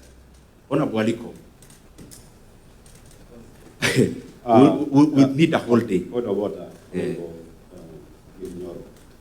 Respond to the chair, not to Aliko. And I'm the chair now. Thank you, Chair.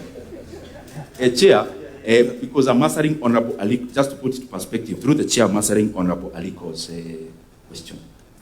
I think we need a day to first orient ourselves onto what we are doing in this hotel today in this session. Because Safaricom PLC has nothing to do with a buyer and the seller, Honorable Aliko. They have nothing to do with that.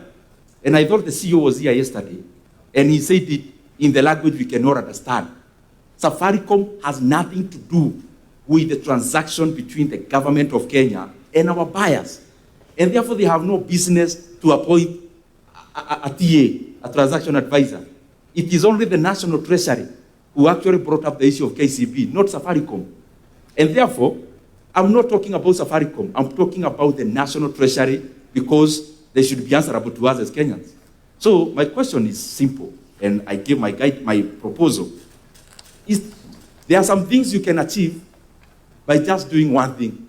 You can hit 2 birds with 1 stone. To remove any darkness and gray areas, let KCB do in writing whether there is a stockbrokers agency attached to this transaction. You'll have cured everything else. Yes. You talked about transaction cost and you give for OECD countries. Kenya is not an OECD country, remember? Kenya is a growing economy.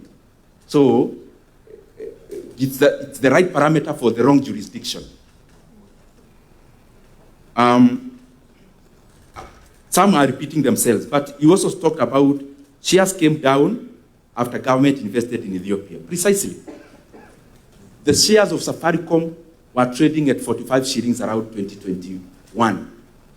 And the valuation of Safaricom PLC then was 1.8 trillion shillings share. Now we are coming at a level where the same Safaricom has already invested in Ethiopia, colossal amounts of money, but we are valuing it at 2/3 of the then price. And then you are told, no, you have to keep quiet. You are basing it on the market price. That question is next, Honorable Karuma. I'll highlight it. Honorable Chair, Honorable Kaluma talked about he talked about a smoke gun or a gun smoke. And I am disappointed, to be honest,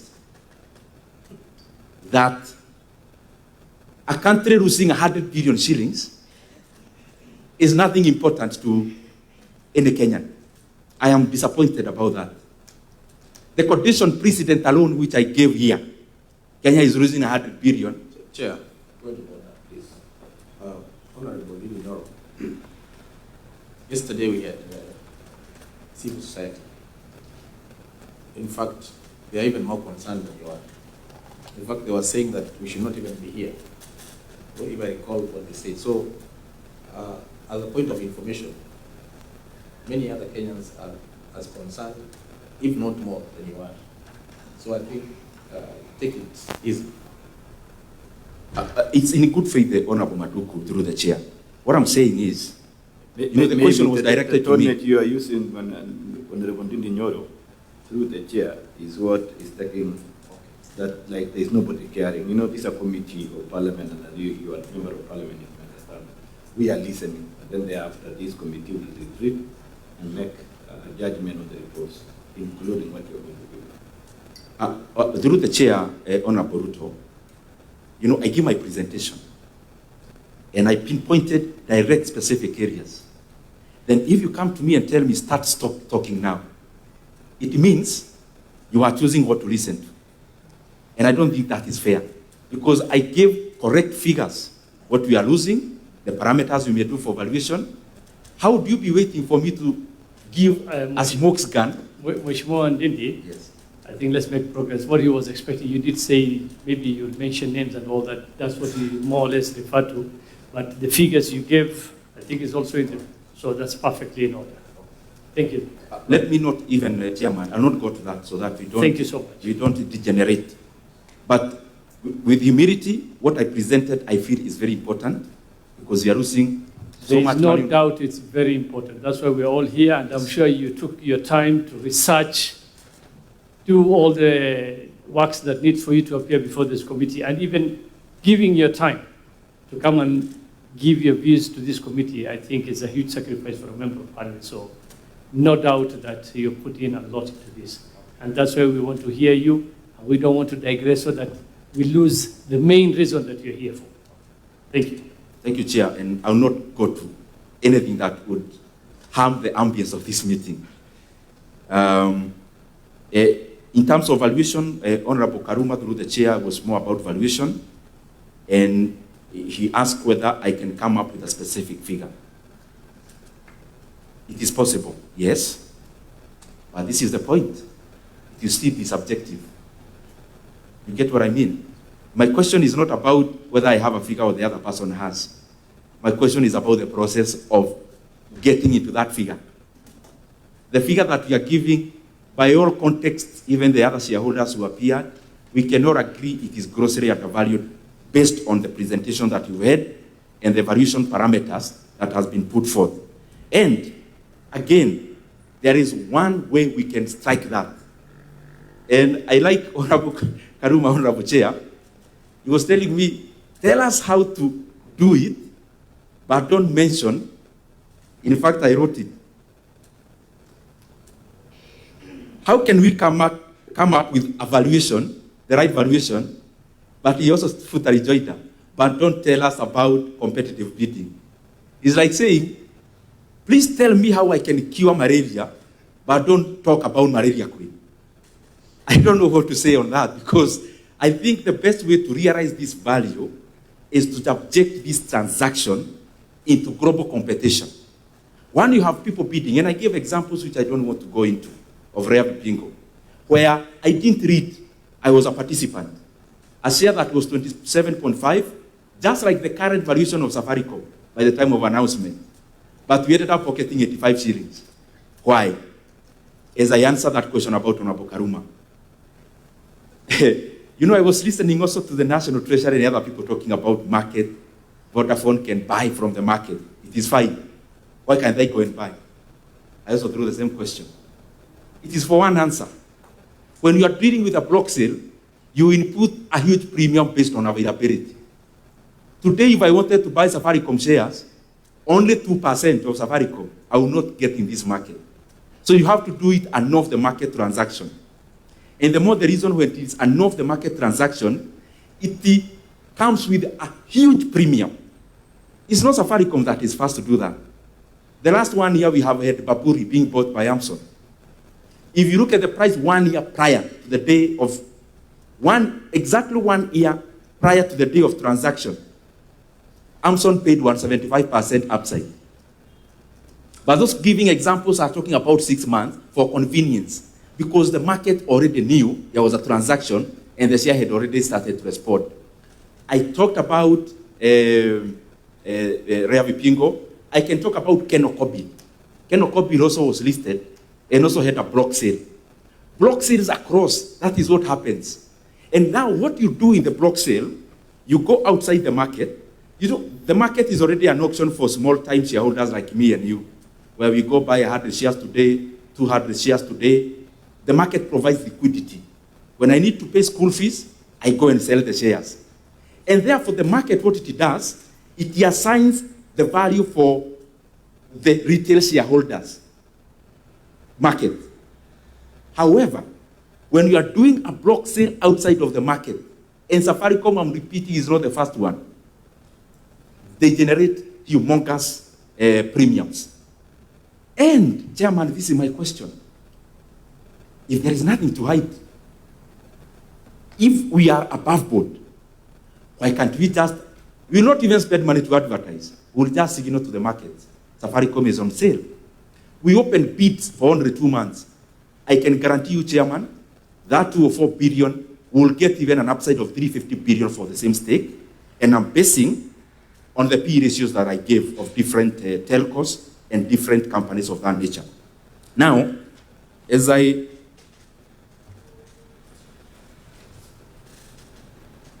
Honorable Kaluma talked about 30%, the company's role, and I agree with him. Personally, in terms of my political leaning, I would actually not advocate for an amendment of that, because I believe in unfreed capital flows. For economies to grow, don't give quotations, especially when you need money. You know, when we institute a law on capping 30% on Safaricom, you can't do a law singularly for one company. You do it blanket for all the companies. So my leaning, economically speaking, I will not advocate for the change of law in terms of pushing international investor outside. I would actually advocate for a free flow of capital. That's how South Korea did, China did.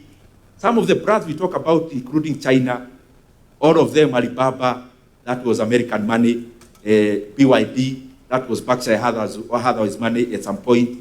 If you go to even Singapore, Keppel, they grew on other people's money, DSB Bank, other people's money. So I believe in an economy where let capital flow, and especially inwards, not outwards. The other thing is the same Honorable Karuma asked. You know, this is the confusion we are being we may get into. Oh, Vodafone can buy this share cheaply in the market. Okay, they are reasonable. Let them go and buy. I'm repeating. They will not get supply.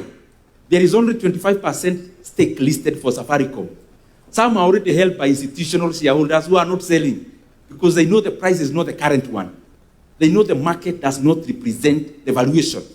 Just as Rea Vipigo 27.5 was not representing the valuation, which we ended up having 85 shillings. It is the same thing.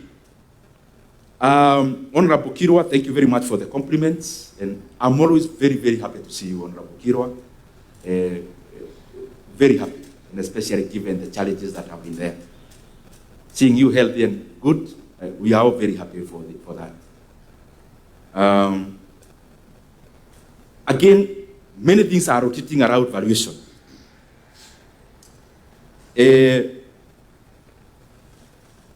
I think that is the valuation, because it's cutting across. The way to handle valuation is to go to the markets. There is no way we are going to run away from that. You also talked something about these guys we are selling to are already inside. It's called information asymmetry. So they already know so much than I know. So they already know so much than the market knows. And the more the reason they actually held a celebration in SA to celebrate taking advantage of Kenya. To cure this, just expose Safaricom transaction into the international markets. Kenya will not lose time. We can only take 2 months. And as I said in my presentation, we will definitely get a higher value. maybe even from the same buyers. Honorable Maduku, I agree with you in terms of fees. There is the canon, even in stockbroking there is. But I think our business is not to encourage the people we are oversighting towards the ceiling. Our business is to push them towards the floor. Because any savings between the floor and the ceiling, any saving in there is going directly to the Kenyan people through various services. You also talked about divestitures that happens in terms of breaking the parts.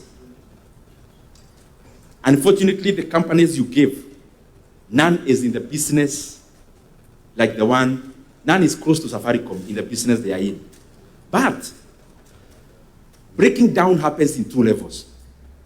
There is a breaking down of a company that is too diversified. That is what GE was. At some point, GE had more than 200 parts, and especially when Jack Welch was the CEO. So there is a difference between when you have an agricultural company that also does telco, that also manufactures carpets, that also manufactures camera. That was what GE was. And that is why they are breaking down. What am I trying? I'm looking for words so that they fit into the explanation. Safaricom, you are talking about a company with 3 parts, which all can be a client to each. But beyond being a client to each, at our company will be a client to the telco. And the fintech will also be a client to the telco. But beyond that, it opens the 3 entities to do business with other people. If you are in Kenya and you need to use towers, then you'll go to a tower company that is dependent. However, the shareholding will be split across all the 3 entities. The same shareholding that there is in the group will percolate in the 3. Also, the issue of HP, the companies, Honorable Maduku, you agree with me, the scenarios are quite different. The homogeneity of their transaction is very different from the current one. As I finish,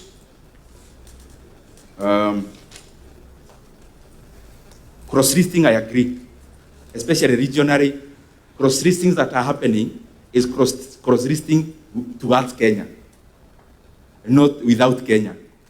What I mean is that we have regional companies listing in Kenya, like Umeme, like the Bank of Kigali is listed in the NSC, but we barely don't have a lot of Kenyan companies listed elsewhere.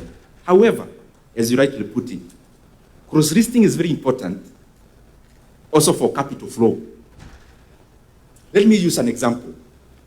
The other day we saw a company saying they have discovered gold in Kenya worth so much. If you look at that company, a small entity, it was actually at some point listed in the LSE. So they got there, they raised the money, but the money comes to grow our country. It is the same arrangement we should have and encourage, where we have Safaricom, but for it to even realize real value in the market, expose it not to smaller markets, and the bigger markets.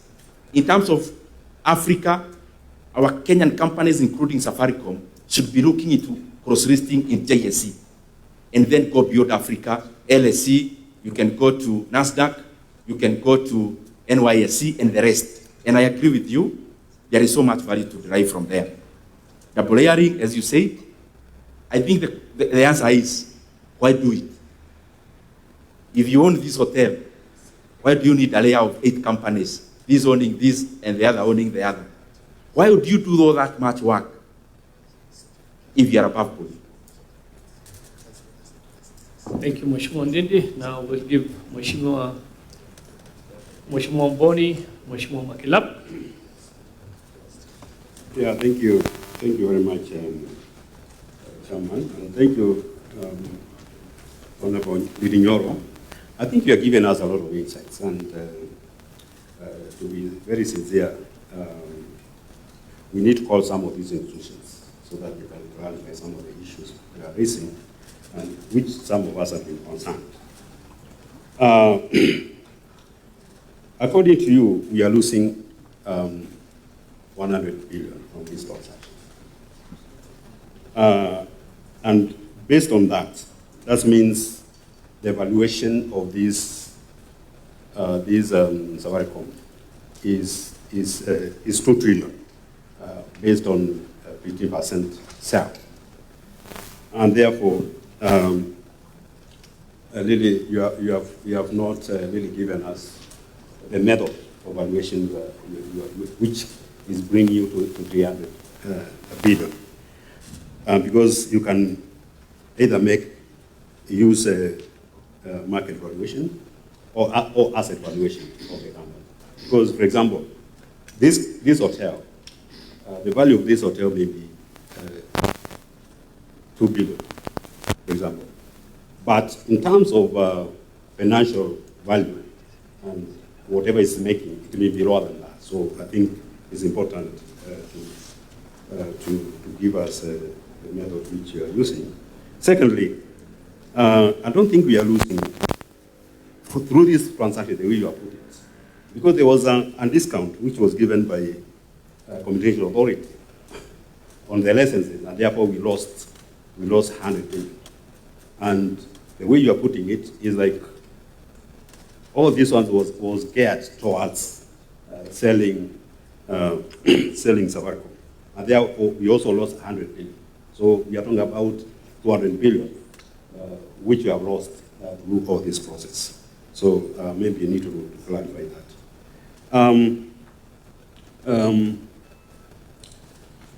You did mention that some of the people who are negotiating were not part of the process in your presentation. I looked at it very well. And I was wondering, where and when do transaction advisors come in? Were they not part of this transaction negotiations? Because transaction officer is supposed to lead and guide on transaction and negotiation of that. Mheshimiwa Ndindi Nyoro, you did mention Mobitelea, and this is an issue which has been people have been trying to avoid. I raised it, I think, with I think Treasury or another company or somebody, and nobody is coming out to tell us where does Mobitelea share stand in this, because even Mobitelea that time it owned 5% of Safaricom, assuming Vodacom also bought the 5%. And you know, we are made to understand they have 40%. Now suppose they bought 5%, and now they are buying another 15%. Therefore, we are talking about a controlling shareholding by Vodacom of 60%. So maybe you can tell us what happened to these shares, because I think you have a lot of insights.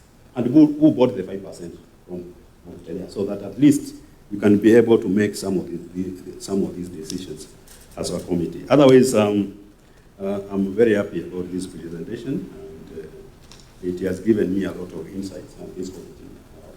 If we actually follow this, then we can be able to come up with a conclusive understanding and decision on this matter. Thank you very much. Thank you, Mheshimiwa Mboni. Mheshimiwa Makila. Thank you, Chairman. I've listened very carefully to the presentation done by Honorable Ndindi Nyoro. And I think, Chairman, whenever we go out and listen to Kenyans as members of Parliament, we principally look at things objectively, rather than having a part view of where we come politically, how we support politically.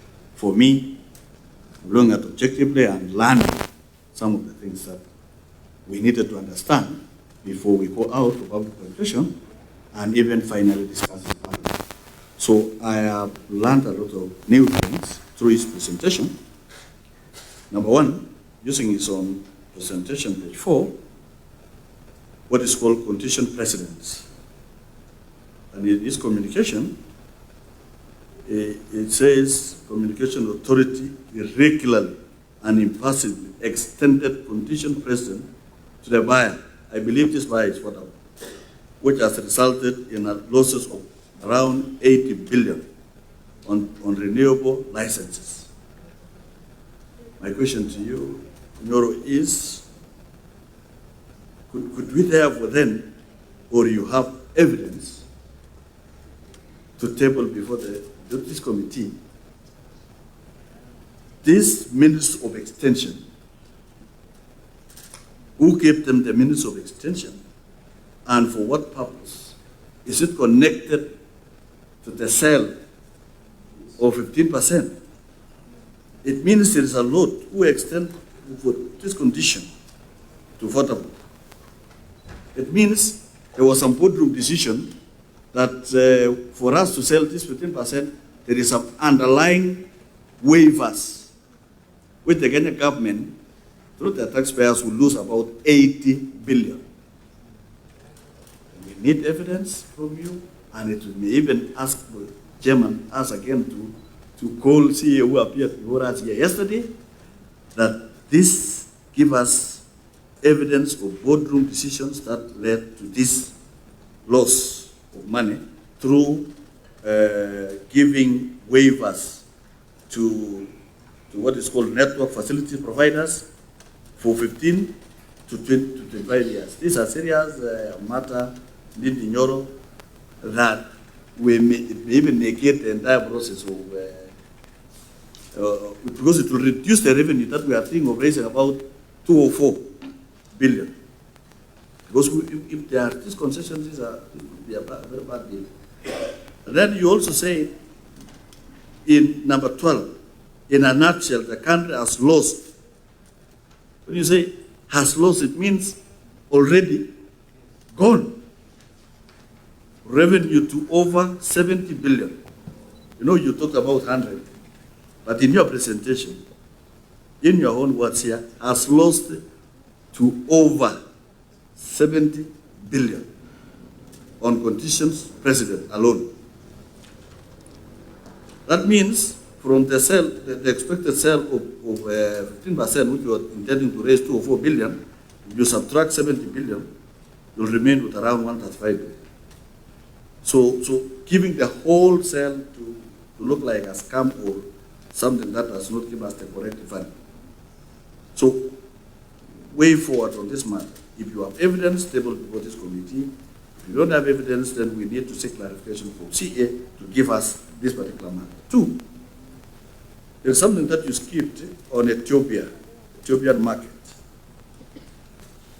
Does the shareholding of Safaricom here in Kenya different from the franchise that is being, do you have some different shareholders of Safaricom Ethiopia and Safaricom Kenya? These are mind-boggling questions that we need to understand, so that are we selling therefore shares in Safaricom Kenya, or are we selling this 15% including the shareholding in Ethiopia? This is something that you raised here, and it requires some understanding. Again, in page 5, just like what my colleague has said about Mopitelea, if you are able to see something that we can Google, that at the time of listing Safaricom, the shareholding of government was 35. The shareholding of Vodacom was 35. And at the time of what is called this paper that we have before us, it is 40. At what stage? And then it is we are assuming that this 5% has been acquired by Vodacom. When did this happen? When did this transaction of acquiring 5%? Because the sessional paper that we have is that Vodacom already owns 40. At what stage was 5% acquired by Vodacom? If you have evidence of at a time when Vodacom decided to buy Mopitelea, then it is also good for this committee to have it, because it means this Vodacom is a big animal that continues to acquire other people inside, small shareholders, and they may even acquire anybody else remaining. And it is a foreign franchise. I'm using the notes very carefully. I don't want to go outside this. Lastly, Chairman, tell us something about, this sessional paper has a timeline that says it takes 28 days from sitting of Parliament. It means if we start sitting on 4th, by 28, if we shall not, by 4th of March, if we shall not have concluded, it is deemed to have approved itself. And therefore, who will take the shares, the dividends? The government may lose dividends to Vodacom that has worked for the whole year, and when it is left with 10 days, the shares changes hands to someone else. Can you tell us about this shareholding, the dividends of the current fiscal year of Safaricom, how it will go? Because how can I lose all the milk of my cow, which I've worked for it for the whole year, just at the wee hours of exchange? Tell us something. You did not say something about it. And finally, tell us something about when Safaricom PLC is being sold, and when the shares, 15% shares of Safaricom is being sold, out as the entire franchise, the value which was at 2021, 1.8 trillion, how will this sale affect the assets of the entire ownership of Safaricom when it will be owned by a foreigner at 55%? Thank you, Chair. Thank you, Chair. Mheshimiwa Makilap, if you could switch off your mic. Makilap, switch off your mic, please. Thank you so much, Chair. Like my colleagues, allow me to also take this moment to congratulate our senior colleague in the Parliament. I regard him as senior, being my first term in Parliament, and he's serving his second term. And the way he's with whole heart or passionately following up the issues of the country and for Kenyans. Thank you so much. Chair, from the onset, introduction of the presentation by Honorable Ndindi Nyoro, there is a funny statement I've underlined there that he has referred this transaction as inferior transaction. That implies from your presentation, you trust out completely. So in fact, like the question Maklab is asking, I think according to you, we should reject this thing outright before even the end of that term. And for us to be able to arrive there, Chair, I'll be able to put some few questions, and don't mind Honorable Ndindi Nyoro, you will find some of our concern will oscillate from what you're putting. Probably you might need to put it better than you already put it.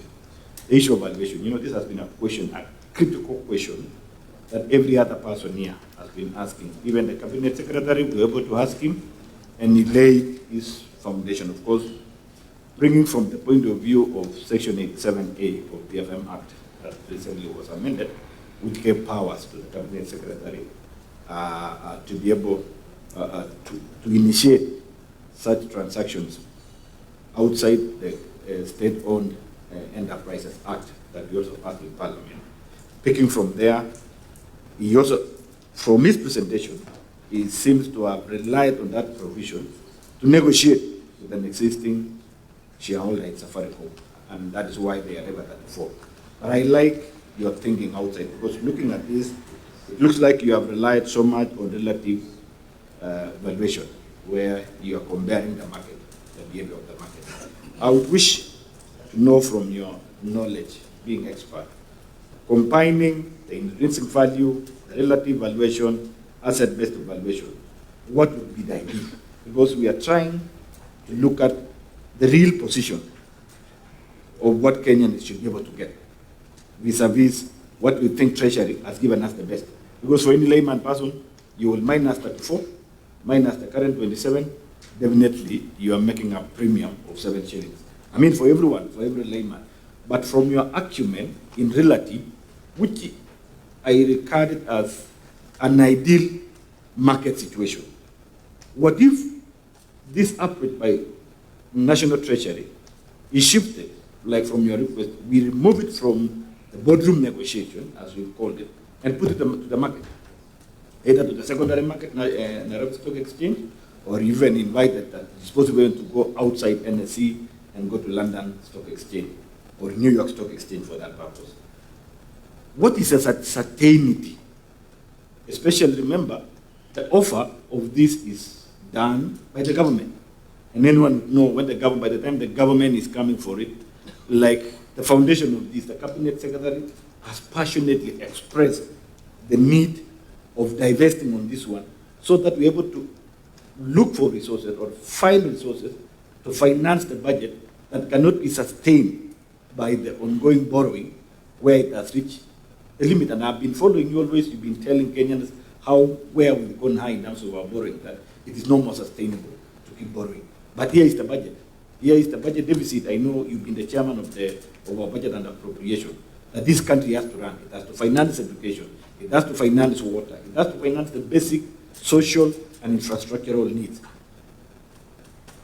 That is why the National Treasury and the government of Kenya has reached out and said, let us exercise what is within us, the assets we have, generate revenue, invest this revenue on these going concern investments, and realize the value later, and of course reduce on the cost of borrowing. Looking at these valuations and the options we have, you've given us that there's no need to hurry. Well, maybe Cabinet Secretary will tell us and I think Chair, looking at this one, we will still need to invite back the National Treasury, Cabinet Secretary, National Treasury, so that some of the questions left by this stakeholder and others who have come here would be able to help us. But from your own understanding, so that Kenyans, our presentation here might draw Kenyans to feel like what is happening here is wrong, like this thing, as you call it, inferior, is the worst. Kenyans will begin to develop those inciting feelings, and we might, in future, we might be seeing the reactions here and there, where we lose even the real cause of why we are doing this one. Chair, the issue of KCB agent, and which has got my attention, I really beseech, because this is a committee of the National Assembly, and an honorable member understands that this is more of a quasi-judicial sitting. And whatever is court hears, whatever is being presented here, it calls for that evidence, so that even the report we are doing, we have to inform. We are duty bound as this joint committee to inform the National Assembly to make the right decision, so that we don't make a half-baked. That's why I want to run away from what Chair is saying. Mheshimiwa, you go and you will provide in future some evidence. The information from now is far much more better, because we are a few committee we can sit. If we can get evidence around this, so that it doesn't look like we are just posing, we are troubleshooting and leaving the fire rolling outside there with all proper information. With the respect of this committee, I would call on the information of this one. There is a question of integrity of this buyer. This buyer, in the earlier behavior, which McLeod has asked, and even me, I was not aware, I'm just listening today, that the shares which were owned by Mobitelea was silently moved. And then it means we have questions to CMA to tell us. CMA was here, we need to call them back and explain to us this one. And there's another statement you've made that there's a shareholder who immobilized or ordered. To me, it sounds like economic crime action. And therefore, we have questions on CMA. If possible, because you have expert on this one, so that it doesn't sound like a by-the-way statement or any other political statement, I would request through the Chair that our stakeholder, Honorable Ndindi Nyoro, to provide this evidence.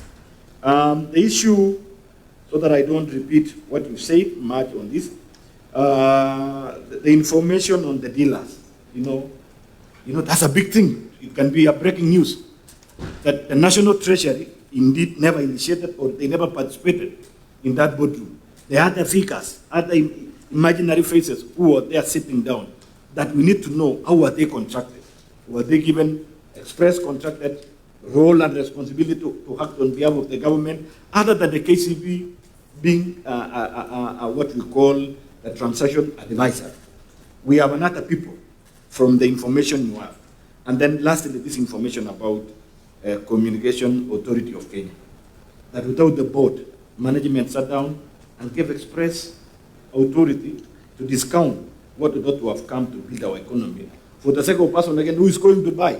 So in any case, we will calculate the loss in terms of value you are giving us, that we are losing. Instead of getting the 390, we are getting 200. So already there's a 190 loss, and then there's another 100 loss in terms of the licenses. So we are losing around 290 billion to get 200 billion. I think your statement initiates that we are actually giving out free, including giving out additional money of around 290 billion. With all this put together, it is wise, and to me it could be prudent, Chair, if we get all this evidence so that this committee can make the right decision to present to the National Assembly and inform the National Assembly to also make the right decision, either to reject it, because you said there's no even need to amend it, either to reject it from your point of view or to approve it either way. Thank you. I think for the rejection and approval, it's for us, and he'll be in the House to do his bit, so I think you should just not respond to that one. Mheshimiwa Oyula? Thank you, Chair. Chair, let me also add my voice to this, and I start by thanking Mheshimiwa Ndindi Nyoro for opening up our eyes. I'm particularly very grateful because when I look at some of this information, it reminds me of what I used to think. For instance, Mobitel, you would want to know when they sold this 5%, and if you can get to know the amount they sold, because that would also encourage the current buyer, if he's the one who bought the Mobitel shares, you'd say, since I bought this at this price, then I think you can still go lower. Chair, Mheshimiwa Ndindi Nyoro has told us that when the Safaricom went to Ethiopia, the value of the company, was it shares? What he's asking is, when you said when Ethiopia went, when Safaricom invested in Ethiopia, the shares went down. No, the value then, so he said the share, not the value. Yeah, there's the value of the company which went to 1.8 trillion. So I was wondering, would that also help in determining the value of the shares? If it does, what would be the calculation? Chair, this issue of immobilizing the shares, as Mheshimiwa, as I just mentioned, Mheshimiwa RUTO, it borders on criminality because we are not being told the truth. We are told that the shares were being sold at a premium. The market value is 27, we are getting 34, so they are selling at a premium. It doesn't appear to be having a premium. There must be some cheating somewhere. So possibly you could open up and tell us more about this premium. Is it really there? Or it's just a cover-up? I think we still need more information to guide us. In fact, if this is rejected before the sale is done, then I think the government would benefit more in going to open market. Thank you, Mheshimiwa Oyula. I think, Mheshimiwa Ndindi, most of the questions were more or less related. So I'll kindly, because of time also, if you could just be precise, kindly, so that we can make progress. The floor is yours. Thank you very much, Honorable Chair. I'll do exactly as you guided by being very brief. And you allow me, since Honorable Karuma is here, to only answer of all his questions only one. When you talk about, I had answered the others, the valuation and the share price. There is no way you can distinguish that, because the valuation, what is called market capitalization, is the sum total of all the shares listed times their market price that day. That's why the market cap of companies keeps on changing. Market cap what I'm trying to say, does not necessarily communicate the valuation of the company based on the many examples I've given, some that have happened in the last 1 year, like Baburi and Amson, some that have happened in the year 2023 of Rea Bepiko, selling in the market at 27.50 and eventually buying the shares at 85 shillings for the same share. So I'm just trying to say, Honorable Chair, it will be a tragedy if Kenya relies on the market in this transaction, because the buyer knows that, and that's why they are capitalizing.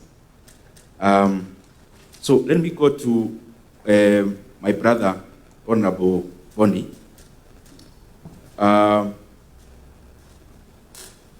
I'll attach the same question has been asked, I think, by Honorable Makirab. The money I have listed there we are losing is on condition precedent alone. Condition precedent, as I said, when there is a transaction, there is some informal discussions you have, then you formalize them. It's like when, just using an example, you are selling a house, and me as the buyer, you give me a condition precedent. Me as a seller, I give you a condition precedent that I'm selling you this house in Nairobi because I'm relocating.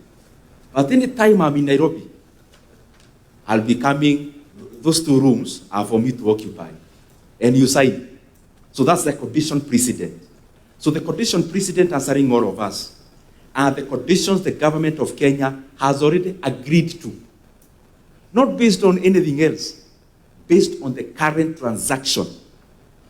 As sweeteners for this transaction, the government of Kenya has already given up 50% of NPF license fee alone. Honorable Chair, that is, on one license, we are losing 40 billion Kenya shillings. One license. On a discount, given how? Given only by the management of CA. They actually gave this authorization before the board met. It is just not right. What's your point of order, Mheshimiwa Kaluma? Chair, you know, this issue is very serious. First, at page 4, it is indicated we are losing over 80 billion.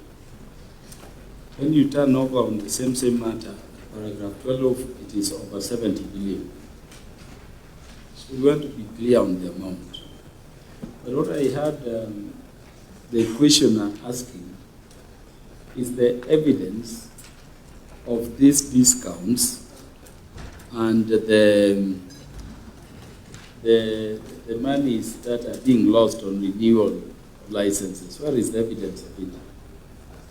And I'm asking this because if there is evidence, then it is huge. No, that's why I think he hasn't even gone to answer he was just giving his view on where. So he hasn't gone to where that he was asked by a member to give evidence if there is. So just allow him to respond, and so that he can get to that question that was asked by the previous member. Including how the waivers compute to the amount. Yes. Yeah. Go ahead. Mheshimiwa Ndindi. Yes, thank you very much, Chair, and thank you very much, Honorable Kaluma also. How Kenya charges licenses is not anything you need to go and look for. It is cast on brick and mortar. It's not anything to negotiate. So it's upon this committee to check the agreement. I think Mheshimiwa Ndindi, yes, I go to the next. As you said that, and I think one of the Mheshimiwas did allude that we need to call Communication Authority back to the committee to verify on that. Although, Chair, yes. With due respect yes. To Mheshimiwa Ndindi, since this is already a committee sitting, and he's been also a chair and he understands the operators of the rest of the committees, I would wish any statement said here, it has more weight. Everyone is following, Kenyans are following.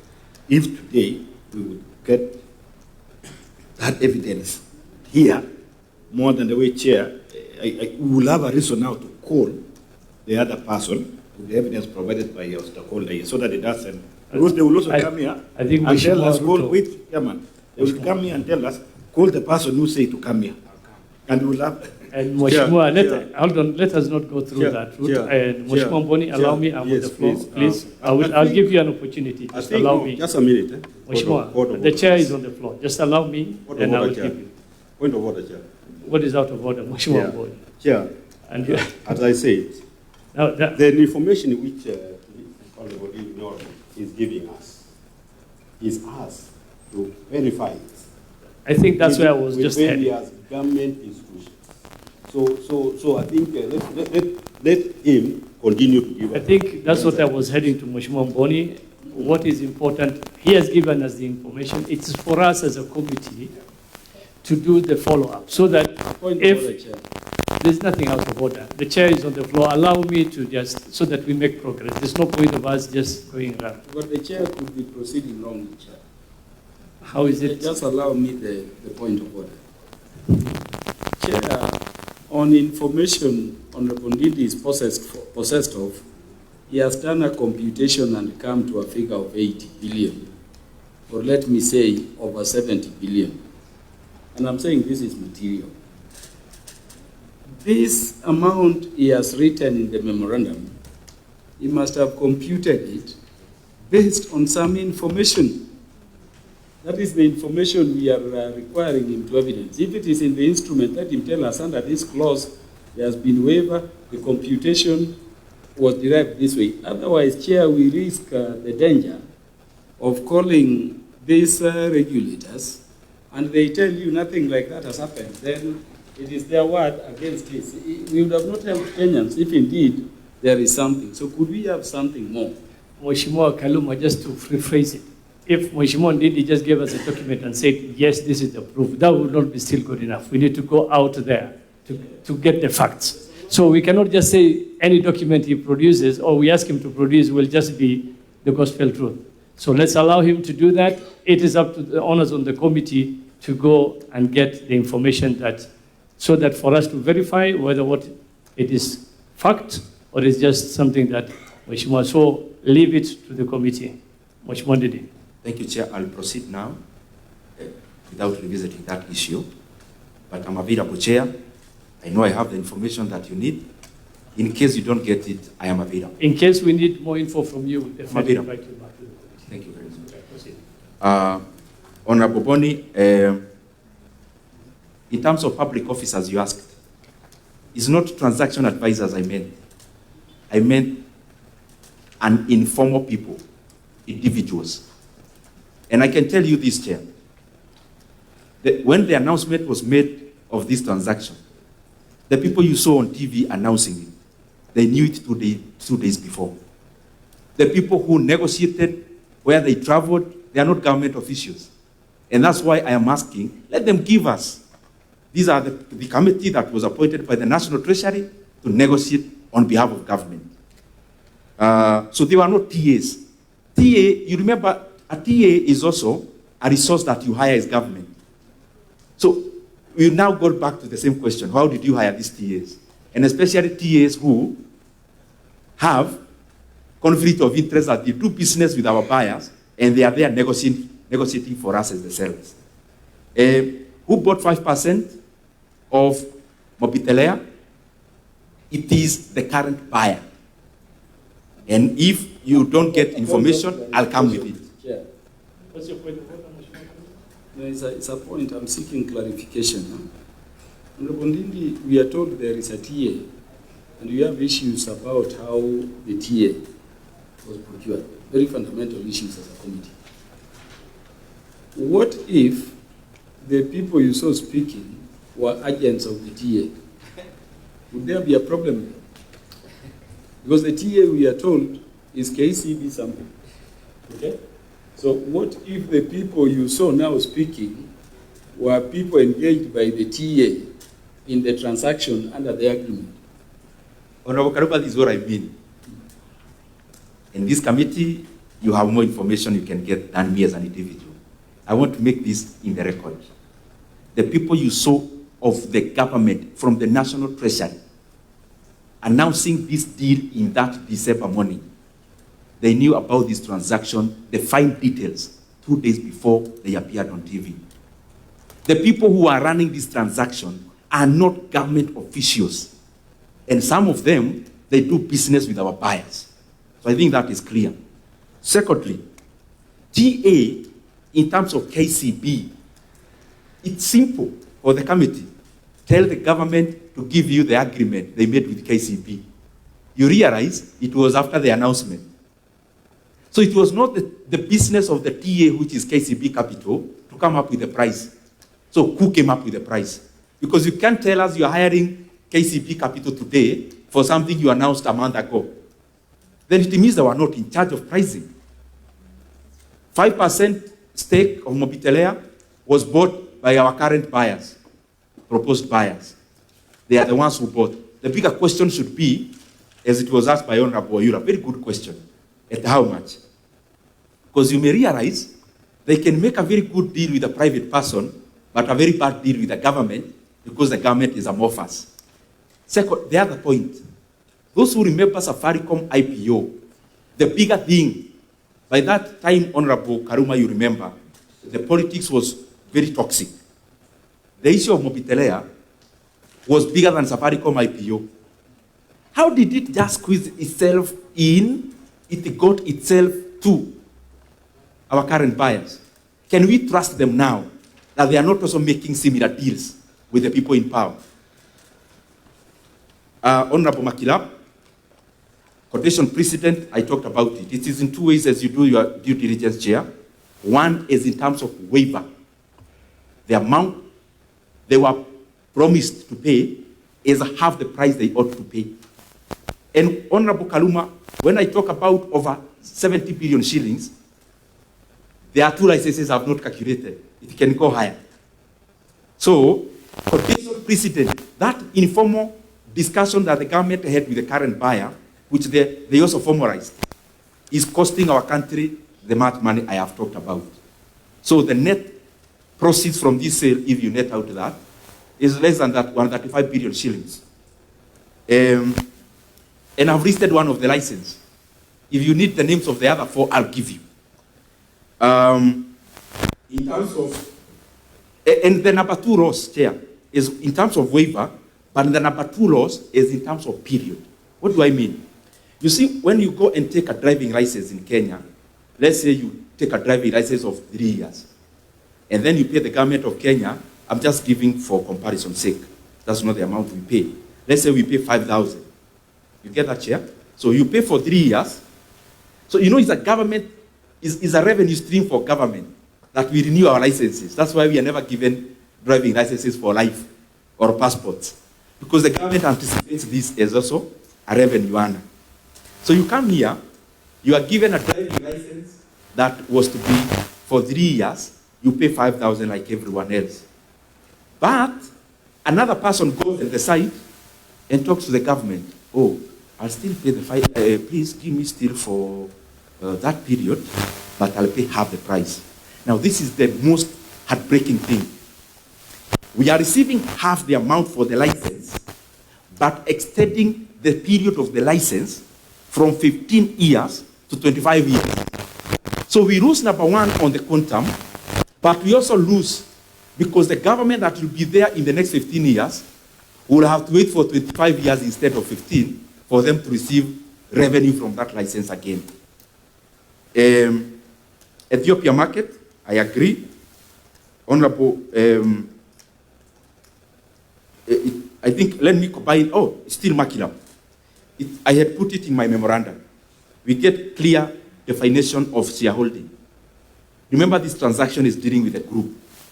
But the group incorporates also M-Pesa, M-Pesa Africa. It incorporates also Ethiopia. So, at this particular time now, can Kenya know how much stake Kenya owns in Ethiopian operations? Because the shareholders here in the group are not necessarily the ones in Ethiopia as shareholders there. As I go to the finish, I agree with Honorable Makilap on valuation. Safaricom shares was worth 45 shillings in 2021. The valuation was therefore 1.8 trillion in 2021. A point where so much money was also being reinvested in Ethiopia. The intervening years, the profit went a little down. Why? Because a lot of money was also going into the Ethiopian investment. Now, Chairman, this is the thing. This financial year, up to the first half of, I think September is the half year of Safaricom, they had a 52% increment in profit, bottom line. So we are selling Safaricom based on the previous profits. That's why this deal in Harakishwa. So that by the time Safaricom announces their full year profits, which will be over 52% increment, the deal will have already been done. And I can give you this also, Chairman, because we are here as Kenyans, we will see. This is a teaser. By next year, maybe by the time this committee finishes this, you will see the government saying, oh, we saw some people also saying they also want to buy. What I want to assure you is this. They will also want to sell the 20%. And hold me to my word. Honorable CPA, RUTO, before I come there, this is the other bad thing I think we are doing. Currently, Kenya has borrowed, I don't want to go into the debts. We are now over 12.5, close to 12.5 trillion Kenya shillings in public debt. But, because the mainstream borrowing is squeezed, now we have brought another English terms here. We are calling funds. Chairman, that we are selling Safaricom and selling the other assets to use them as a deposit the way we go to a SACCO. You know the way you go to a SACCO and you are told, we give you 3 times of your savings. That is what the government want to experiment. Now, even after raising this money, they want to leverage it. They want to borrow multiples of this money. In fact, their plan is to borrow times 9. So you leverage times 1, and then you borrow times 9.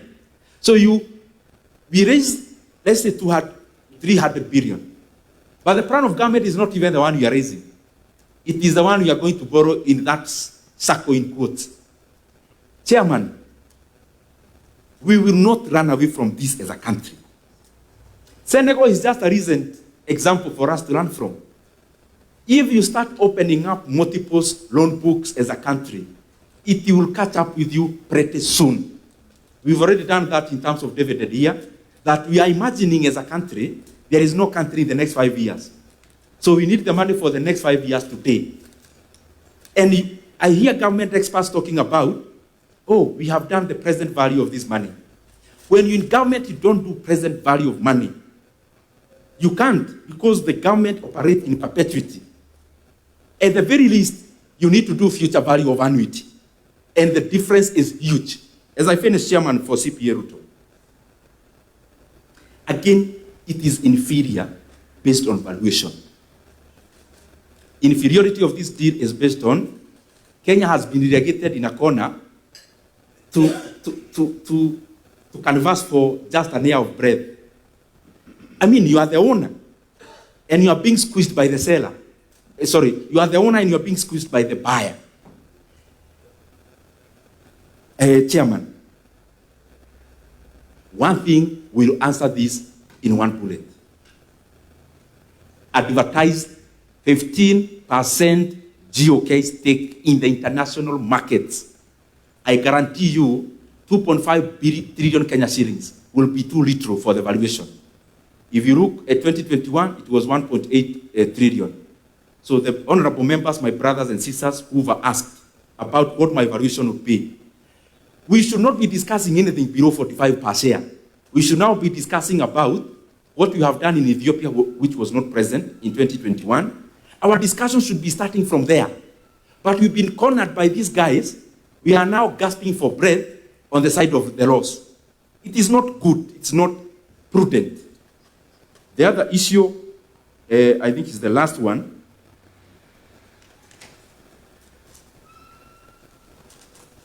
This issue, we are being treated, these other issues may take time, it is uncertain.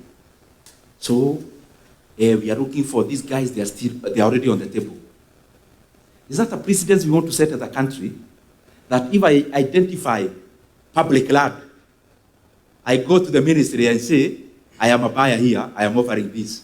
And the ministry will justify and say, oh, we have some willing buyer who is already buying at this price. Because that is the reasoning globally. I mean, holistically, if we are permitted now, that, okay, I can go to the treasury tomorrow and say, I want to buy Kenyari. And then they look at the market. Kenyari shares, the valuation is 17 billion shillings as of today. Okay, I tell them, I want to buy at a small premium, I'll pay you 22 billion. And they agree and we sign and I run away with Kenyari. What am I running away with? This is a company which has no loans. Their cash and cash equivalent is 41 billion and their net assets is 51 billion. We'll be creating oligarchs because we'll just cut corners, take government assets for free and purport to be the only buyers in the market. Who said there is the only buyer? If I show intention of buying Kenyari, the good thing for the National Treasury to do, in case they want to sell it, put up a bid. Maybe I'm offering 22 billion. Another person will go to the financial statement and see what I have seen. It's in the public domain. And realize, oh my, I'm buying a company at 22 billion.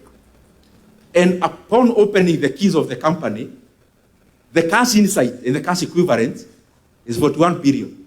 So I take the 17, pay them, and I'm left with all the other assets for free. It is a bad precedent, Honorable Chair.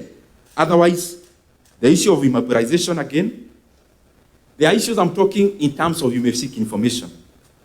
The shares were immobilized in the first and second week of June of 2025. And the people who immobilized 16 billion shares of Safaricom is none other than our current buyer. And they were doing it so that they struggled the price of Safaricom. And so that the market senses there is an oversupply of the shares, and so that they maintain the share price suppressed until the transaction is done. Otherwise, for all those years, they had never seen the need of immobilizing their shares. So the need came up this year in June. So Honorable Chair, as a close, I want to thank you. And the issue of, again, KCB, sorry, because it repeated itself in terms of the Honorable CPA, RUTO. This issue of KCBs, as I'm repeating, is simple. Just tell them to commit to writing. Now, not in the future now. That yes, we are the TA. But because we actually also own, KCB, remember, even if the government has a minority stake of 19%, they control the entire board. Because the other 81% of the shareholders do not talk to each other. So during the AGM, you vote all your directors using the 19%. So what am I trying to say? Tell them just to do in writing and you put in archives whether there is a stockbroker's agent who is also under this transaction. If there is, call them and ask them, what role are they playing for them to be paid 40% of the 3 billion? That's the question we need to have. Otherwise, thank you, Chair. Thank you so much, Mheshimiwa Ndindi Nyoro, for appearing before the committee, doing your presentation and submission to the committee, and responding to the members. Mheshimiwa RUTO, we have, time is totally against us. Kindly, if I can just seek clarification from you.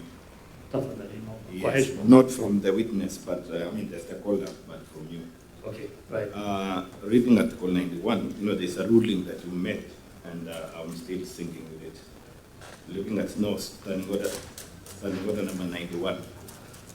Of course, though it refers to a member of parliament, I wanted you to demystify to me the difference between the stakeholder we have, who has introduced himself as Ndindi Nyoro, office of the member of parliament, Kiaru, and what Article 91 is saying in relation to the ruling we made in regards to evidence. Thank you.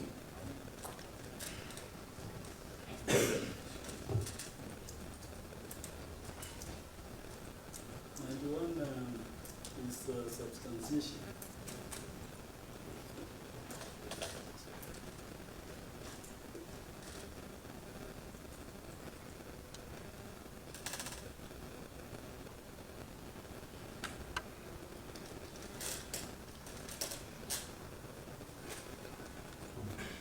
I think The honorable member is here as a stakeholder. He did not come here as a member of parliament, and he wrote to the clerk of the National Assembly. That one, maybe used it as a headline, that's where I understand.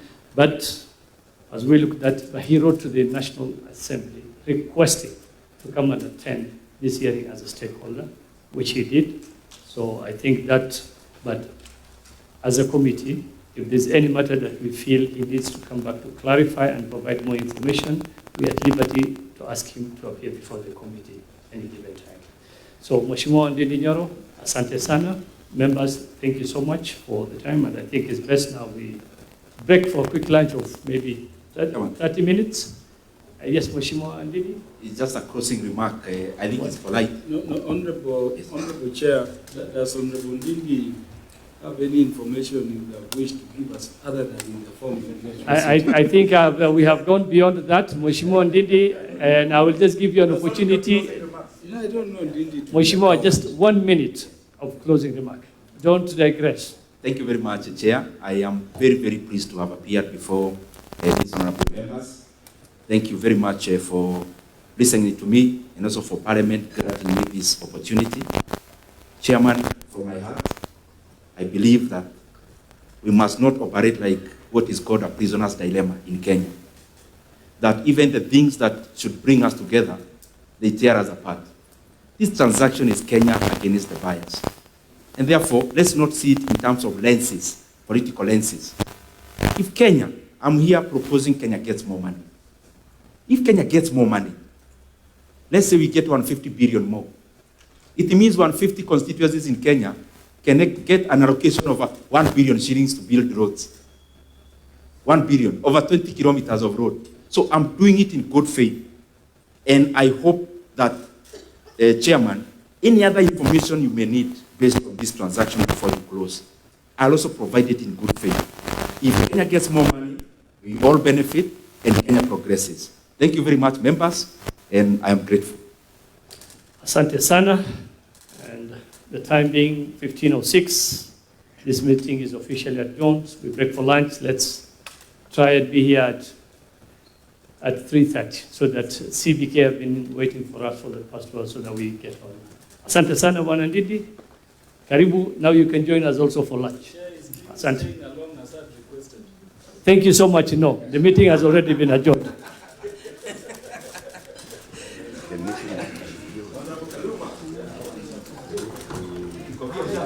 I did